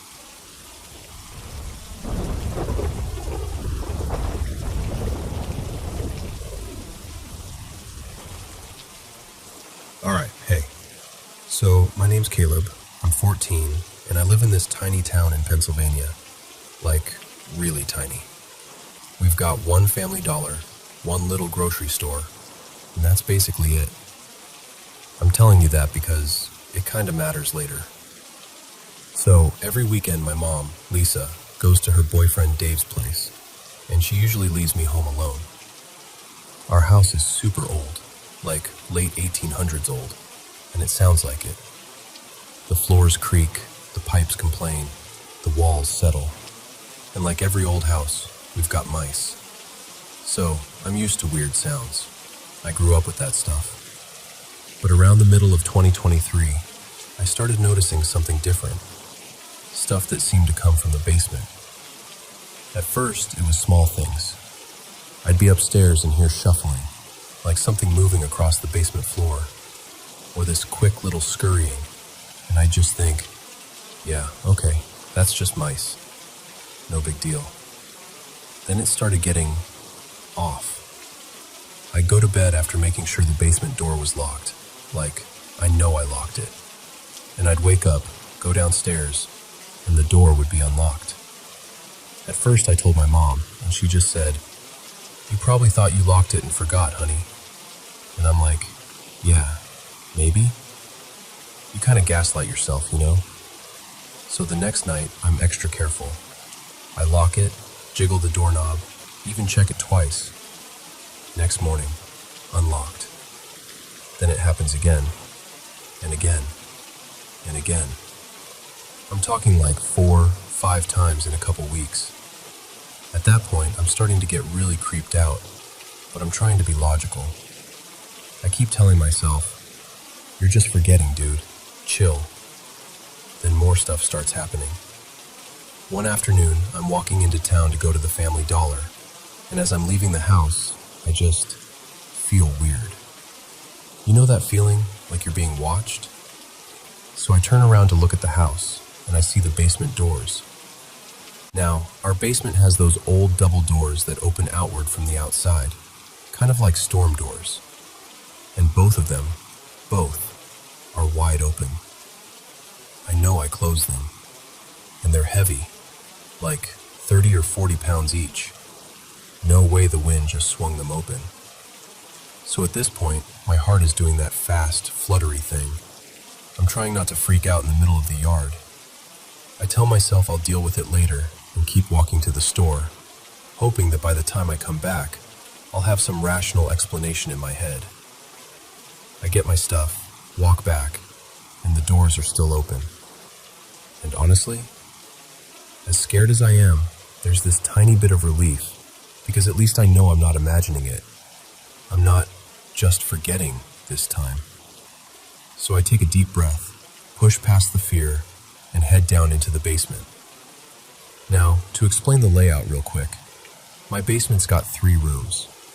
There's a big main room when you first walk in. Off that is a smaller room. And then there used to be a 3rd room, but part of it caved in like 6 or 7 years ago, so that area is basically unusable now. There's also this low, dark crawl space I've never gone into. Ever. It just gives off bad vibes. So I'm down there, in the 1st room, looking around. Nothing. Just the old furnace, some boxes, dust. I go into the 2nd room, still nothing. It's quiet, just me breathing, my footsteps on the concrete. Then I walk past where the 3rd room used to be, kind of skirting that broken area in the crawl space. I don't see anything at first. I'm about to head back upstairs, and as I pass the doorway, something in my peripheral vision makes me freeze. Out of the corner of my eye, I see a hand. Just a hand, pale, coming out of the edge of the crawl space. I don't stop to study it. I don't investigate. I don't do anything heroic. I just go, out loud, "Hell no!" I slam the basement door shut, twist the lock, and sprint upstairs so fast I'm pretty sure I skipped entire steps. When I wake up, it's dark, and my bedroom door is open. I know I locked it. I remember hearing the little click, but it's just standing there, cracked open like someone peeked in and forgot to shut it. I tell myself, okay, maybe you didn't actually lock it. Maybe you just thought you did. I'm trying so hard to be reasonable because the alternative is not fun. So I get up, walk around the house. It's quiet. Nothing's obviously out of place. No drawers open, no windows broken, nothing moved. It's like any other morning. Eventually, it gets to be around 8 in the evening, and the usual house noises start up again. Creaks, pops, little sounds from the basement. I try to ignore it. I game, I watch videos, I pretend I'm somewhere else. Then one night, I'm in my room playing Warzone, headset on, but not too loud because I've been paranoid lately. And that's when I hear it. Heavy panting, like a dog, right outside my bedroom door. I pause the game, pull one ear of the headset off, and listen. It's still there. This low, steady, heavy breathing.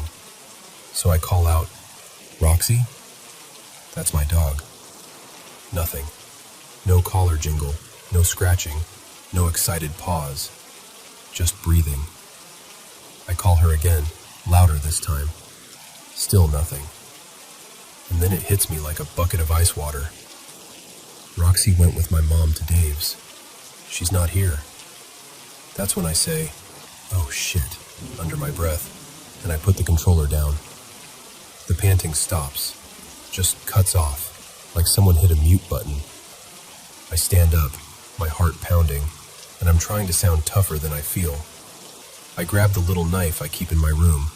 Yeah, I know, not smart, but it made me feel better. And I call out, "Who's out there?" Silence. So I say, "I'm serious. You've got 3 seconds to answer me or I'm coming out there." I'm shaking, trying to sound brave, trying to convince myself there's a normal explanation. And then, whatever it is out there makes this sound. It barks. Not a full, happy dog bark, more like a rough, short copy of a bark. But it sounds just like Roxy. Same pitch, same little hitch at the end. My brain latches onto that. I'm like, okay, maybe Mom forgot something and dropped Roxy back off. Maybe she didn't tell me. Maybe I just didn't hear the car. I let my guard down a bit, lower the knife, and walk toward the door. I open it. The second the door swings wide, something slams into me. Hard. I don't see anything. Just this blur and then pain, and then I'm on the floor. It's so fast that I don't even have time to register what I'm looking at, if I was even looking at anything at all. Everything just goes black. When I come to, I'm lying on my bedroom floor. My head is pounding. I grab my phone to check the time. 1:36 a.m. My bedroom door is wide open. I get up way too fast, stumble a little, and run downstairs. In our kitchen, there's this little side room where we keep our shoes and coats. That room has a door to the kitchen, and then there's another door that leads to the backyard. Both of those doors are standing open, just like the basement doors were. Like something moved through there and didn't bother to close anything behind it. And in that moment, standing there in the dark with both doors open and the night just sitting outside like a big black mouth, I realize something. I don't feel safe here anymore. Not in this house. Not in this town I've known my whole life. Not with the doors I know I locked opening themselves, and hands in crawl spaces, and something that can bark like my dog and hit me so hard I black out. And the worst part? I still have to sleep here.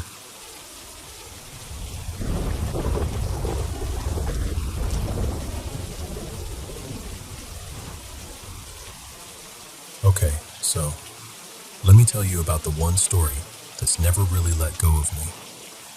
When I was little, the older kids in our neighborhood loved to scare us with ghost stories. You know the type. Urban legends, half made up, half remembered from someone's cousin's friend. Most of them I've forgotten, but there was one that stuck. They called it Uzanigyo, the whirlpool doll. According to them, it wasn't a full doll at all. Just a child's head with long, stringy hair, drifting around at night and laughing in this weird, hollow voice. Ho ho ho. As a kid, I tried to act tough, but honestly, I was terrified. I wouldn't even go to the bathroom at night without turning on every light on the way. Years passed, and I grew out of most of that fear. By high school, I'd pretty much convinced myself it was just one of those stories older kids pass down for fun. That summer, our school organized a camp up in the mountains by a lake. The lodge we stayed in was surrounded by forest. Really quiet. The kind of quiet where you can hear insects and the wind in the trees, and not much else. Behind the lodge, a little way up the slope, there was this old, abandoned inn. The teachers told us not to go near it, said it was dangerous and unstable, which of course just made it 10 times more interesting. One night, after lights out, a younger student, her name was Mai, came running into our room, pale and shaking. She said, "I saw a kid's face at the door of the old inn. It was just staring." We all groaned and teased her. "Seriously? You've been watching too many horror movies." Someone joked, "Maybe it's Uzunigyo coming to say hi." We were laughing about it, kind of loud actually, and one of the guys pulled the curtain open to prove there was nothing there. From the window you could see the silhouette of the abandoned inn on the hill. And that's when we saw it. Not at the door like Mai said. This time it was at a second-floor window. A small, pale face just pressed against the glass, looking down toward our lodge. At first we all went quiet, like maybe it was a reflection or a trick of the light. But the longer we stared, the more it felt like it was staring back. Someone said, too quickly, "It's probably a mannequin or something." And that kind of broke the silence. We talked ourselves into believing that. We wanted to believe that. Later that night, a group of us decided to sneak out and check. Because of course we did. There were 5 of us. Me, my friend Haru, another guy named Kenji, and 2 others. We took our flashlights and crept up the path behind the lodge, trying not to step on branches and give ourselves away. The air around the inn was different. Cooler. Damp. Up close, the building looked even worse. Windows mostly boarded up, the wood warped with age, the sign hanging crooked. The front sliding door wouldn't budge, so we found a side door that was already cracked open, like someone had forced it a long time ago. We squeezed through one by one. Inside, it felt like the building was holding its breath. Our flashlight beams cut through dust hanging in the air. There were broken chairs, rotting tatami, old posters peeling off the walls. It smelled like mold and something else. Stale, like a room that had been closed for years. We walked in a line, our lights bouncing around. I remember the sound of our feet on the floorboards. Soft, cautious creaks. At some point, I realized it had gotten too quiet. No insects, no wind, just us. We reached the center of what used to be the lobby. That's when Kenji started laughing. At first, it was just a small chuckle. We thought he was messing with us. "Cut it out, man," Haru said. "You're gonna freak everyone out." But Kenji didn't stop. His laughter got louder, sharper. It didn't match his face at all. His eyes were wide and unfocused, like he wasn't actually seeing us. I stepped toward him. "Kenji, hey, you okay?" He didn't answer. He just kept laughing, breathless, like he couldn't stop. That's when we heard it from the stairwell. A small voice, echoing in that empty building. Ho, ho, ho. The hairs on the back of my neck stood up. Very slowly, we turned our flashlights toward the stairs. There, just beyond the corner of the staircase, something leaned out. It was a child's head. No shoulders, no body. Just the head, as if it were perched on an invisible shelf in the air. Long black hair hanging down, skin too pale, eyes too dark. It tilted slightly, like it was curious about us. Ho, ho, ho. The sound didn't match the shape of its mouth. It was like the voice was coming from somewhere deeper in the house, echoing through the walls. I remember my legs feeling like they weren't part of me. My whole body wanted to run, but I couldn't move. Then Haru grabbed my arm and yelled, "Run!" We dragged Kenji between us. He was still laughing, choking on the sound, heels scraping the floor.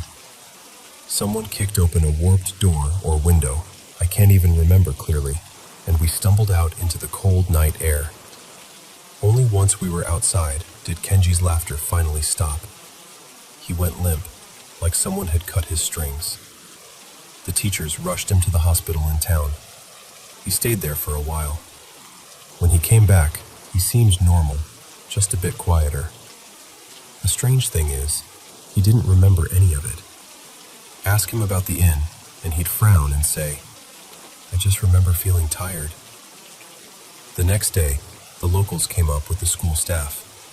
They nailed the doors shut properly, put up warning signs, even placed a small stone shrine near the path, with fresh flowers and a little wooden plaque. I don't know what was written on it, but the adults looked serious. Camp ended, and life went on. I went back home, back to my usual room, my usual routines. I tried to fold that night away like an old letter, something I could tuck into a drawer and forget. But a few nights later, I woke up in the middle of the night. No reason, just that feeling, like something was standing right outside your field of vision. My room was dim. The streetlight outside barely reached my window. I lay there, listening, and then I heard it. Knock, knock, knock. Soft, but clear, right at my window. I told myself it was a branch, or maybe a cat. I really wanted it to be a branch or a cat. Still, I got up. My heart was pounding so hard I could hear it in my ears. I walked over and, with one hand, pulled the curtain aside just a little. On the roof outside my window, a child sat in a small, old-fashioned kimono. Bare feet, hair hanging over their face. For a second I thought, it's just a kid. It's just a kid who got up here somehow. Then its neck began to stretch. Slowly, smoothly, like someone was pulling its head away on an invisible rod. The body stayed seated, but the neck grew longer and longer, until the head was level with my window, mere inches from the glass. The hair slid back just enough for me to see the face. It was smiling.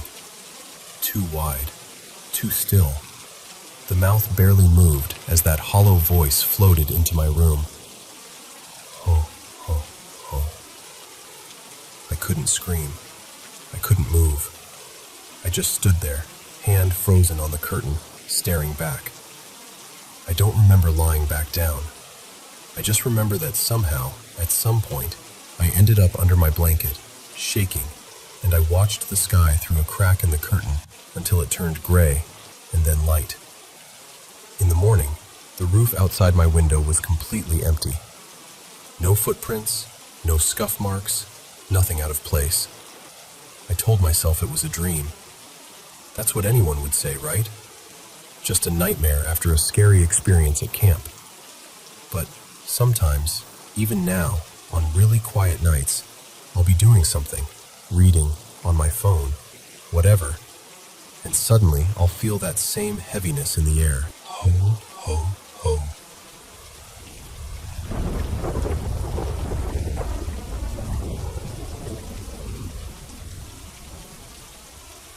So, let me tell you about something that happened back when I was in university. It didn't happen to me directly. It happened to my friend, Daniel. But I was right there for the aftermath, and I can still picture it like it was yesterday. It was around 10 at night. I was in my tiny off-campus apartment, half watching some late TV and half dozing on the couch, when my front door suddenly burst open. Daniel stumbled in without even knocking. His face was absolutely drained of color, his hair still damp, t-shirt half on like he'd thrown it over himself in a panic. He just sort of collapsed onto the floor right inside the doorway, breathing hard, shaking like he'd sprinted the whole way over. I remember sitting up and going, "Whoa, Dan, hey, what happened? Are you okay?" He didn't answer at first. His hands were trembling so badly he could barely untie his shoes. I could see his knees actually knocking together. It took him a good minute to catch his breath, and when he finally looked up at me, his eyes were glassy and unfocused, like he'd just walked out of a nightmare. I can't go back there," he muttered. "Back where?" I asked. He swallowed hard. "My place." Now, at the time, Daniel was living alone in this small but pretty nice studio apartment about 10 minutes from campus. His parents lived several hours away, and he wasn't dating anyone. I'd been there plenty of times.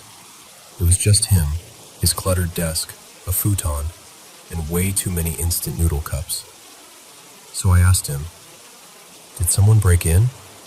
Did something happen?" He shook his head, still staring at the floor. "No, that's the problem. There wasn't supposed to be anyone there."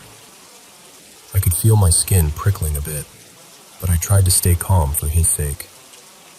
"Okay," I said gently. "Start from the beginning. What happened?" He took a deep breath, rubbed his face with his hands, and then, in this low, shaky voice, he told me. He'd gone home like usual after his evening lab, grabbed a quick dinner, and decided to soak in the bath for a bit to relax. His bathroom had one of those old apartment intercom panels on the wall, wired to the front door so you could buzz people in or talk to whoever rang. He said he was scrolling on his phone, half asleep in the warm water, when his elbow accidentally hit the intercom button. He heard the soft click as it turned on. He told me he sighed, annoyed, because he thought maybe he'd just buzzed someone by accident or triggered some weird noise in the hallway. He was about to get out and towel off when, from the speaker outside the bathroom, he clearly heard a woman's voice say, "Wait there, I'm coming in now." He said the voice was calm, not angry, not playful, just matter of fact, close, like she was standing just on the other side of the door. For a second, he thought maybe he'd misheard it. Maybe it was the TV from a neighbor's place, but then it sank in. He lived alone. He hadn't ordered food. No one was supposed to be coming over, and the intercom only connected to the building entrance and his front door. He told me that the realization hit him all at once, this cold, heavy feeling dropping right into his stomach. He suddenly became very aware of how quiet his apartment was. No footsteps in the hallway, no elevator sounds, just water dripping from the faucet and his own breathing. "And that voice," he said to me, staring at nothing. "It was right there, in my apartment, not from outside, inside." His whole body started shaking again, just remembering it. "I wanted to get out of there," he said, "but I was still in the tub. I felt exposed, like if I opened the door, someone would be standing right there, staring at me." He didn't look around. He didn't check any rooms. He just focused on the front door. I kept telling myself, "It's fine. There's no one. You're just freaking out," he said. But at the same time, it felt like someone was watching me. Like if I turned my head, I'd see them standing in the corner or behind the bathroom door. When he reached the entrance, he grabbed the handle and yanked. The door didn't move. He realized the deadbolt was still locked. That didn't bother him at first. He had a habit of locking it the moment he got home. But then he noticed something that made his blood run cold. The security chain was still latched. "I locked it when I came home," he told me, his voice almost "I remember doing it. I always do." But if the chain was on the whole time? He looked up at me then, eyes wide. Then who was the woman talking through the intercom? And how was she going to come in? He said that at that moment, every instinct in his body was screaming at him to get out. So he fumbled the chain open with shaking hands, unlocked the deadbolt, and practically ripped the door off its hinges, getting it open. He didn't even bother putting on shoes properly. He just shoved his feet into them and bolted down the hallway, down the stairs, and all the way to my place without looking back. By the time he finished telling me this, he was trembling again. His fingers wrapped so tightly around the beer can I'd given him that it was bending in his hand. I tried to be rational. I really did. Maybe it was the neighbor's intercom, I suggested. Maybe the sound carried through the walls or pipes, or a prank. You know how thin those walls are. He shook his head. It was my intercom panel, he said firmly. I heard the click when I pressed it.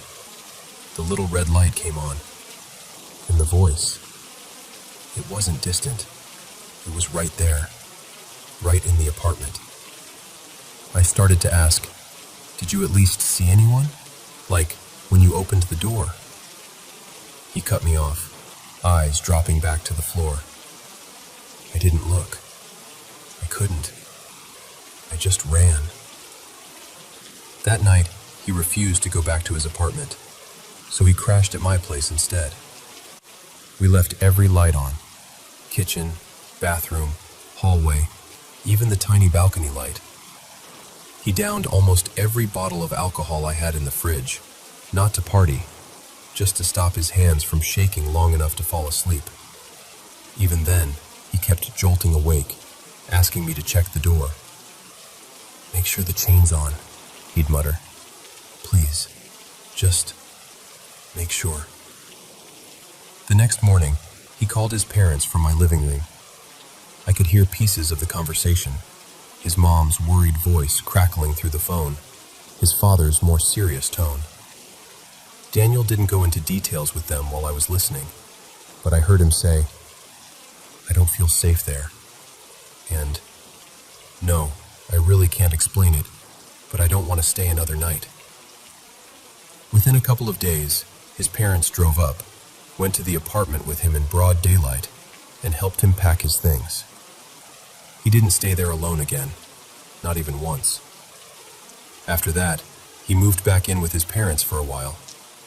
Said he'd commute or maybe transfer, he wasn't sure. We messaged a bit at first, but then the replies got slower and slower. Eventually, his account went quiet. We never had a real conversation about that night again. Every once in a while, I still try to look him up. Old group chats, social media, mutual friends. But it's like he just drifted out of everyone's orbit. Nobody seems to know exactly where he ended up. I think about that a lot. And here's the funny thing. Well, not funny, but you know what I mean. But ever since that night with Daniel back in university, I've been very, very careful. When I take a bath or shower, I make sure I don't lean against that wall. I keep my distance from that little button. I never rest my arm near it. I never touch it by accident. Because the thought that creeps up on me every time I see that intercom is this. If I pressed it without meaning to, and a woman's voice came through, calm and clear, saying, "Wait there. I'm coming in now." I honestly don't know if I'd be brave enough to look around either.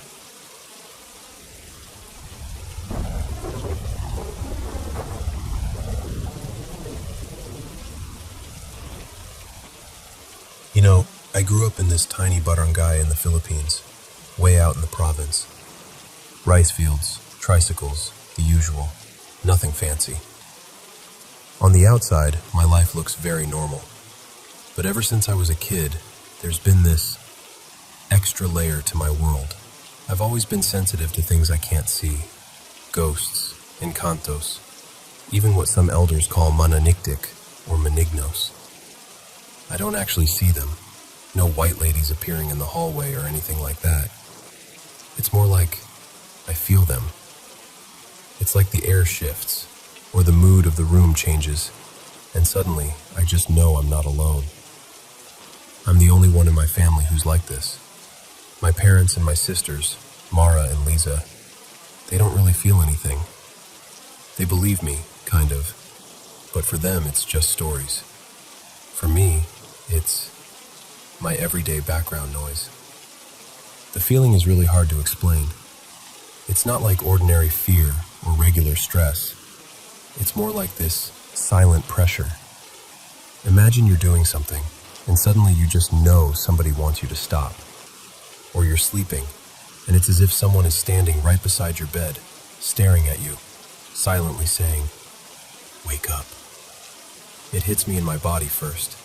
My chest gets tight, my stomach feels heavy, like there's a stone inside. My mind starts racing even if nothing is actually happening. It's not the same as being angry or worried about something I understand. This one doesn't have a clear reason. It just shows up, and I can tell it's connected to them. Because of that, I've had trouble sleeping since I was really young. I learned to live with it. I found little routines, praying, listening to soft music, keeping a small light on, things like that. Eventually I settled into a simple, peaceful life, where the strange stuff became more like the background. Still there, but not as loud. Then came the spare room. In our house, there's this small room at the back. We used to store old things there, but after a while it was just left closed. No one had stayed in it for, I think, almost 7 years. The window is small, the walls are plain, but it's comfortable for one person if you clean it up. Recently, I got a job as an online tutor, so sometimes I have to stay up late because of the time difference with my students. When I was still sharing a room with my sisters, my typing and moving around would wake them up. So I thought, okay, I'll just fix up the spare room, work there at night, and sleep there too. Problem solved. At that time, I hadn't felt anything strange in a long while, so I thought maybe things had finally settled down. Maybe the spirits had moved on, or I'd grown out of that sensitivity. I was wrong. The very first night I slept in that room, I was exhausted. I'd been working on my laptop for hours, checking lessons, sending feedback. When I finally lay down, it should have been easy to fall asleep. But as soon as the lights were off and the house went quiet, I felt it. That presence. It wasn't just regular nervousness. It was that familiar weight in the air. I felt watched. Not from one corner, but from all around. Like the room itself was awake and paying attention to me. What's strange is, I didn't feel like it wanted to hurt me. It was more like offended, upset. If I could put it into words, it felt like, why are you here? This is not yours. That feeling kept pulling me out of sleep. I'd drift off for maybe 30 minutes, then suddenly open my eyes. No noise, no movement, just that strong sense that someone was standing too close. I'd look around and, of course, see nothing, but the feeling stayed. This went on for 2 nights. During the day, when I was working on the computer in that room, I could feel something faint behind me. Not close enough to touch me, but close enough that the hairs on my neck stood up. You know that feeling when someone reads over your shoulder? It was like that, but quieter, colder. I tried talking to them, softly, respectfully. I said things like, "Please, I'm just working. I don't mean any harm. This is our house too." Then, when I got scared, I'd snap and say, "Stop it! Leave me alone!" But deep down I knew, from all the stories I'd heard growing up, that simply telling them to go away doesn't really work with beings like that. After 2 nights of barely sleeping, I'd had enough. In the morning, I went back to my sister's room and told Mara and Liza what happened. I told them how it felt, how I kept waking up, and how the room felt occupied. We started talking about it, remembering things from when we were younger. When we were kids, there were two parts of the house that always felt strange, like they were claimed by something else. Over the years, we renovated one area, added a small extension, and that weird feeling there faded. It's almost like the spirits slowly got pushed back, and now the only space they have left is that little spare room.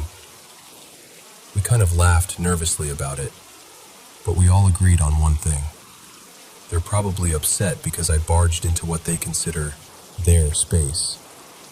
Like I moved into their last corner of the house without asking.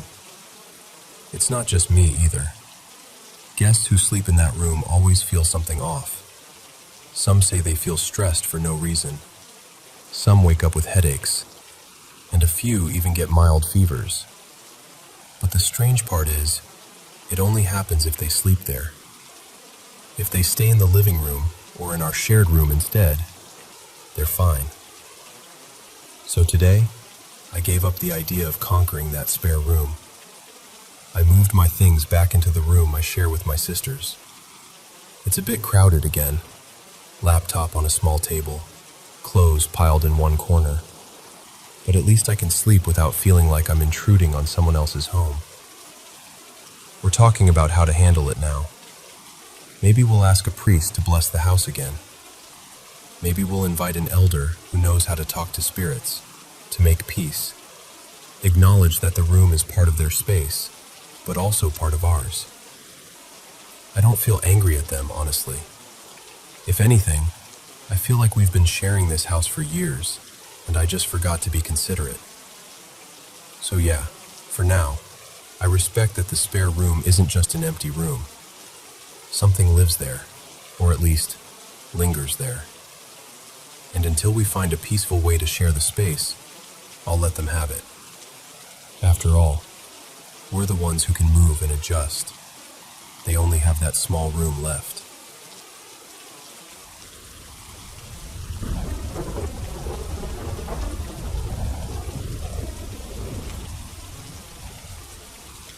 So, my name's Michael, and this is the story of the wildest night of my life. I always feel a little awkward starting this one, because it sounds like a movie pitch, but it really happened. And the strangest part is, I wasn't even looking for anything paranormal. I just wanted a quieter life in the country, with people I loved. Back in 2020, I moved from Indiana down to this tiny place in northern Alabama called Ridgefield. It wasn't even a real town, more like a collection of houses and trailers stitched together by gravel roads and fields. I went down there for my then girlfriend. Let's call her Mara. Mara and I met online.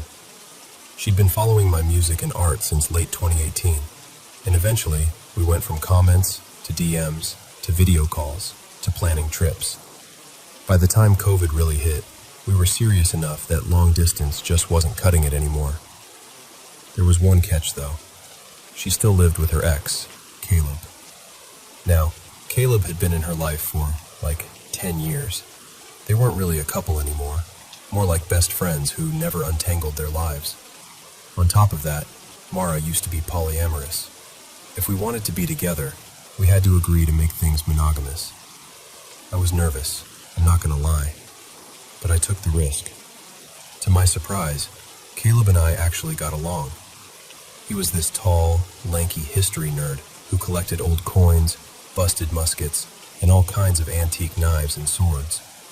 He'd just pop into the living room like, "Hey, you want to see a bayonet from World War I?" The place we lived in was rough, but charming in a weird way.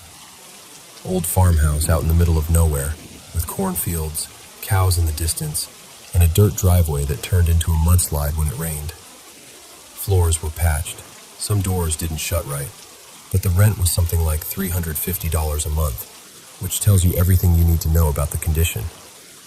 Still, I was happy. New state, new people, fresh start. Enter Jade. By the summer of 2021, things had settled into a routine. Then Caleb met this girl at his job at the grocery store. Let's call her Jade. From what he told us, she kind of just walked up to him on a slow night and said something like, "I don't know why, but your energy feels familiar." Which is a wild thing to say to someone stocking dog food, but hey, it worked. They started hanging out, and pretty quickly, she was over at the house a lot. At first, I really liked her. She was sharp, funny, kind of nerdy, and she loved to laugh. Every now and then she'd smoke a little, but nothing crazy. She was polite, sweet, and honestly seemed more grounded than a lot of people I'd met. Then she opened up about her spiritual side. She told us that when she was a kid, her mom had forced her into this ritual, a blood oath kind of thing. She said her mom had this old occult book and drew a pentagram, made her cut her finger, and swear something she didn't understand. After that, she said weird things started happening to her, feeling watched, seeing shadow figures, hearing voices, having episodes where something else would take over. She'd lose chunks of time, and sometimes, she said, she just slipped into this void and couldn't get out. She was very open about it. No theatrics, no trying to impress us. Just, hey, this is my reality. If you're going to be around me, you should know. Caleb didn't seem too bothered. Mara was used to spiritual stuff and energy work, so she took it seriously. Me? I was on the fence. I believed her, but I kind of hoped it was just some weird sleep paralysis type thing. Then one night, I ran out of room for doubt. The first night, we're just about to fall asleep when we hear this dull thud somewhere in the hallway. Not super loud, just enough to make you go, huh? A few minutes later, there's a knock on our bedroom door. Caleb's voice, calm but tight. "Hey, can you guys come help with something?" Mara gets up right away. I stay in bed at first, just listening. I can hear them talking, but it's muffled, and after maybe 10 minutes, curiosity wins. I swing my legs out of bed, open the door, and lean into the hallway. Jade is on the floor. She's lying kind of sideways in the middle of the hall, half in shadow, mumbling, "No, no, no, no, no," over and over, like someone trapped in a nightmare. My first thought, honestly, was that maybe she was having a bad reaction to something she smoked.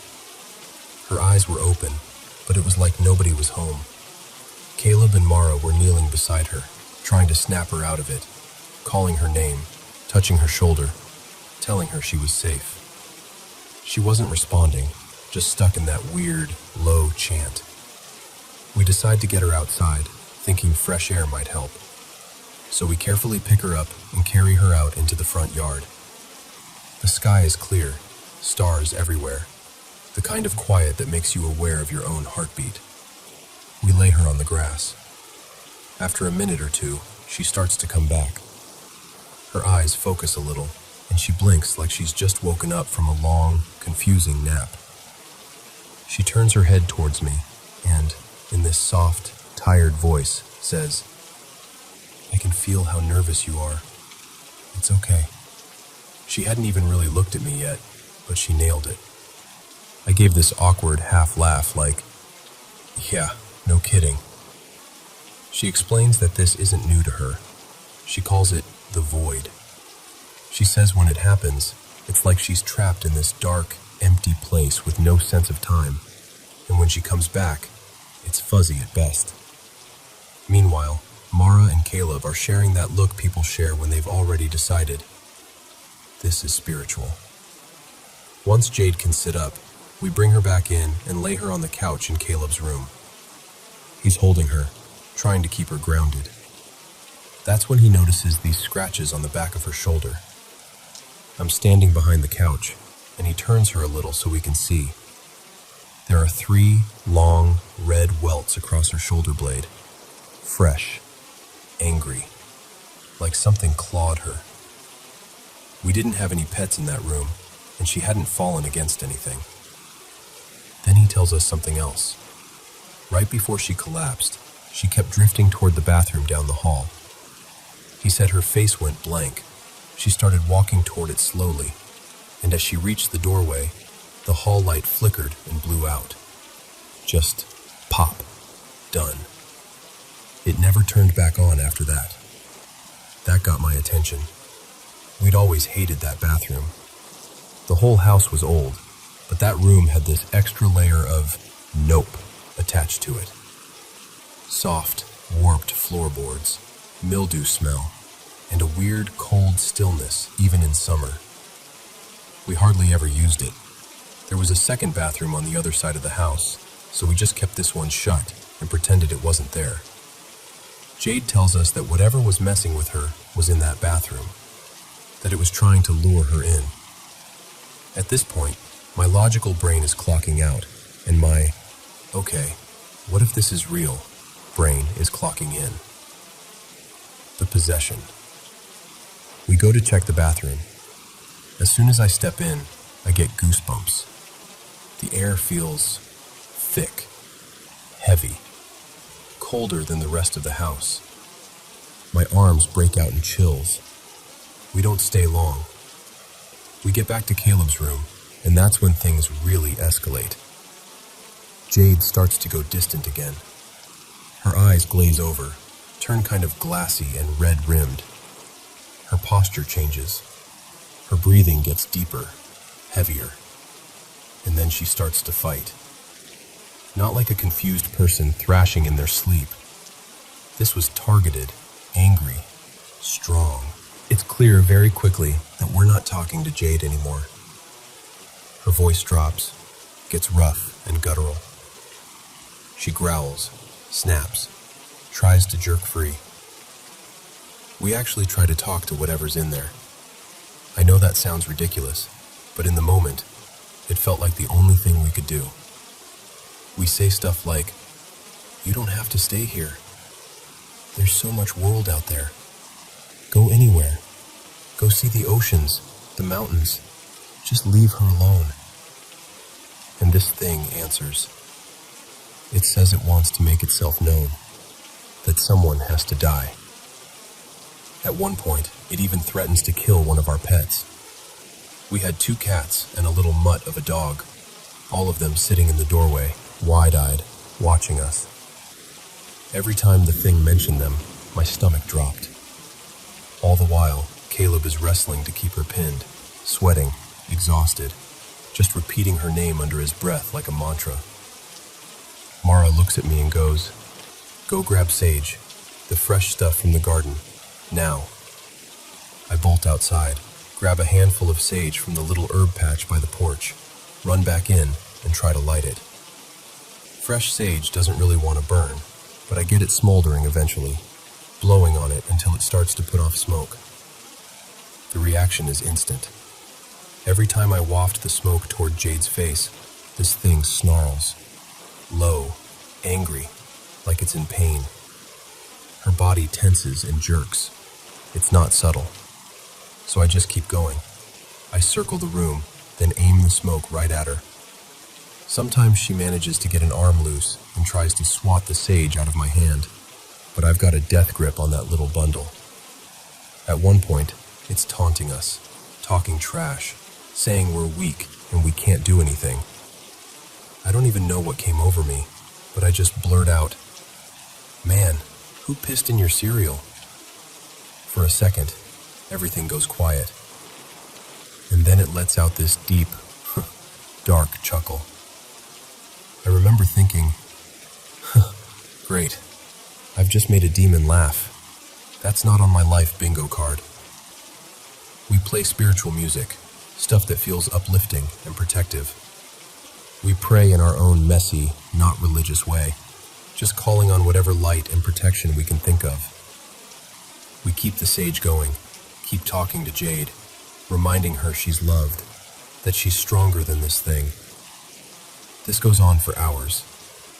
The whole night starts to blur into this loop of smoke, growling, whispered encouragement, and the sound of Caleb's breathing as he holds her in place. Eventually, the intensity starts to dip. The growls get weaker. Her body isn't fighting as hard. By the time the first light of morning starts slipping through the blinds, This thing feels tired. We think we're done. We're not. The salt test. Around sunrise, Jade seems to come back. She blinks slowly, looks around like she just woke up in someone else's house. Her voice softens. She sounds like herself again, shaky, confused, but there. We're all exhausted. Mara decides to make her some herbal tea to help calm her nerves. As she's in the kitchen, she remembers something. Salt is supposed to be cleansing, protective. So, without saying anything, she stirs a good pinch or two of pink Himalayan salt into Jade's mug. We bring it back to her. She sits up a little, hands trembling, and takes a small sip. The reaction is immediate. She chokes, coughs, and the mug slips from her hand and shatters on the floor. Her eyes snap wide open, and that heavy, dark presence slams back into the room. It had been pretending. The demon, or whatever you want to call it, was just wearing her like a mask, waiting. As soon as the salt hits, it can't hold the act anymore. It snaps, and suddenly we're right back where we were. Voice low, body tense, vicious hostility pouring out of her. So round 2 begins.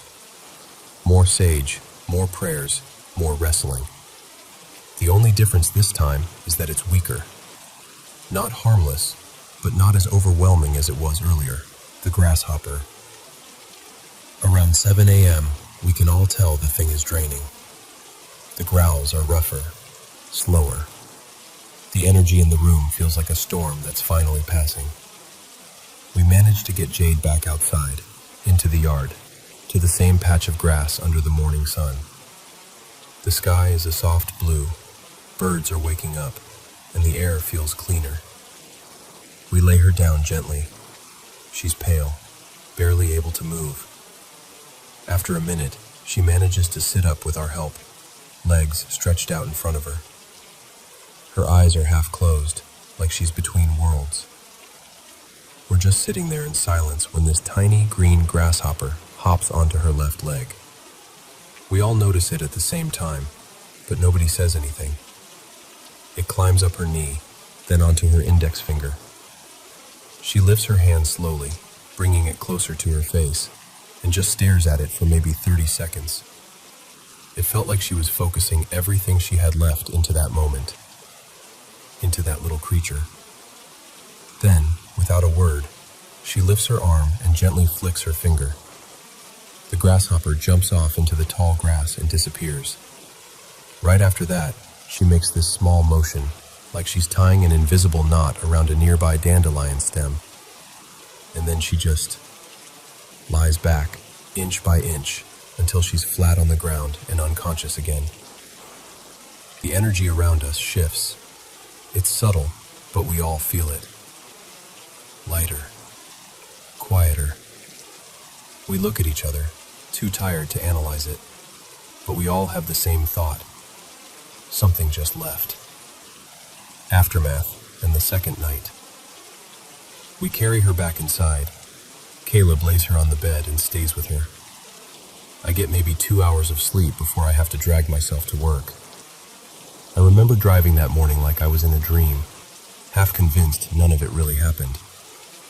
The next day, our friend Marcus comes over. He usually hung out with us almost every day. We tell him the whole story. He believes us, but you can tell he also kind of thinks we're exaggerating. Fast forward to around 11 p.m. that night. Marcus and Caleb are outside in the front yard with Jade, just talking, smoking, hanging out under the stars.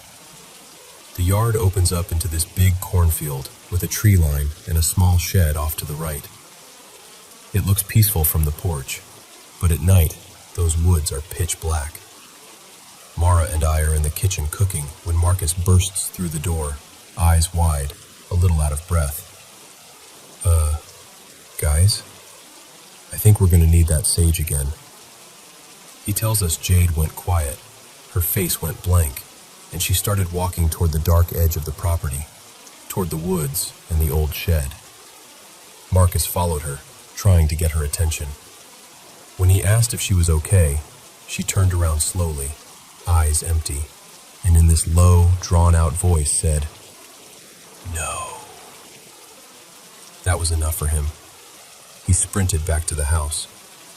This time, we're not caught off guard.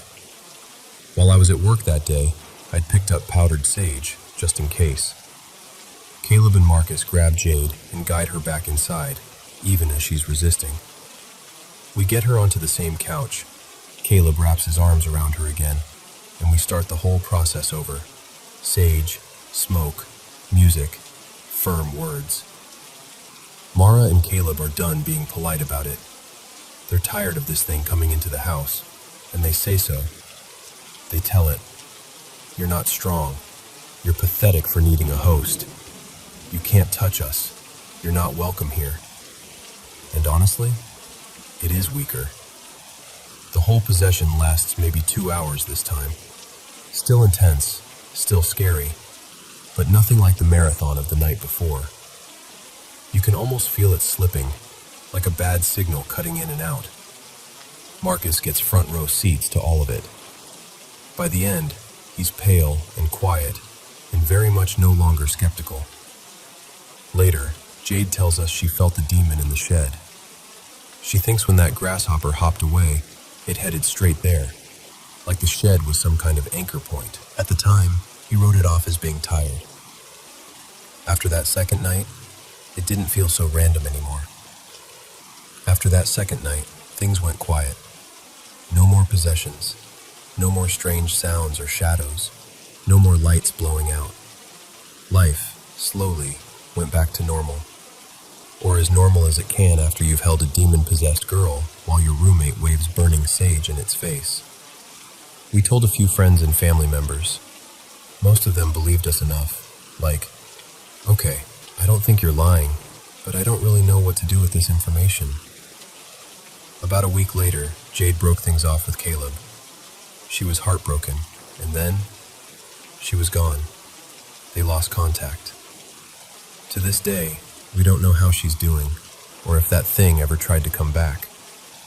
Eventually, Mara and I broke up too. It wasn't some huge, dramatic blow-up. We just grew apart. I moved out of Alabama, that closer to my own family. We're still on decent terms, and we check in on each other now and then. I look back on those 2 years in that creaky old house in Ridgefield, and it feels like a whole other lifetime. The good memories, the long talks on the porch, the stupid jokes, the music, the love. All of it sits right next to those 2 nights of pure, surreal fear. And as crazy as it sounds, I'm weirdly grateful I went through it. It cracked my world open a bit, made me realize how little we really understand about whatever else is out there. I don't pretend to have answers. I just know what I saw, what I felt, and what we all experienced together. If there's one silly but serious piece of advice I'll leave you with, it's this. Keep some sage and some salt in your house. You might never need it, but if you do, you'll be really glad it's there.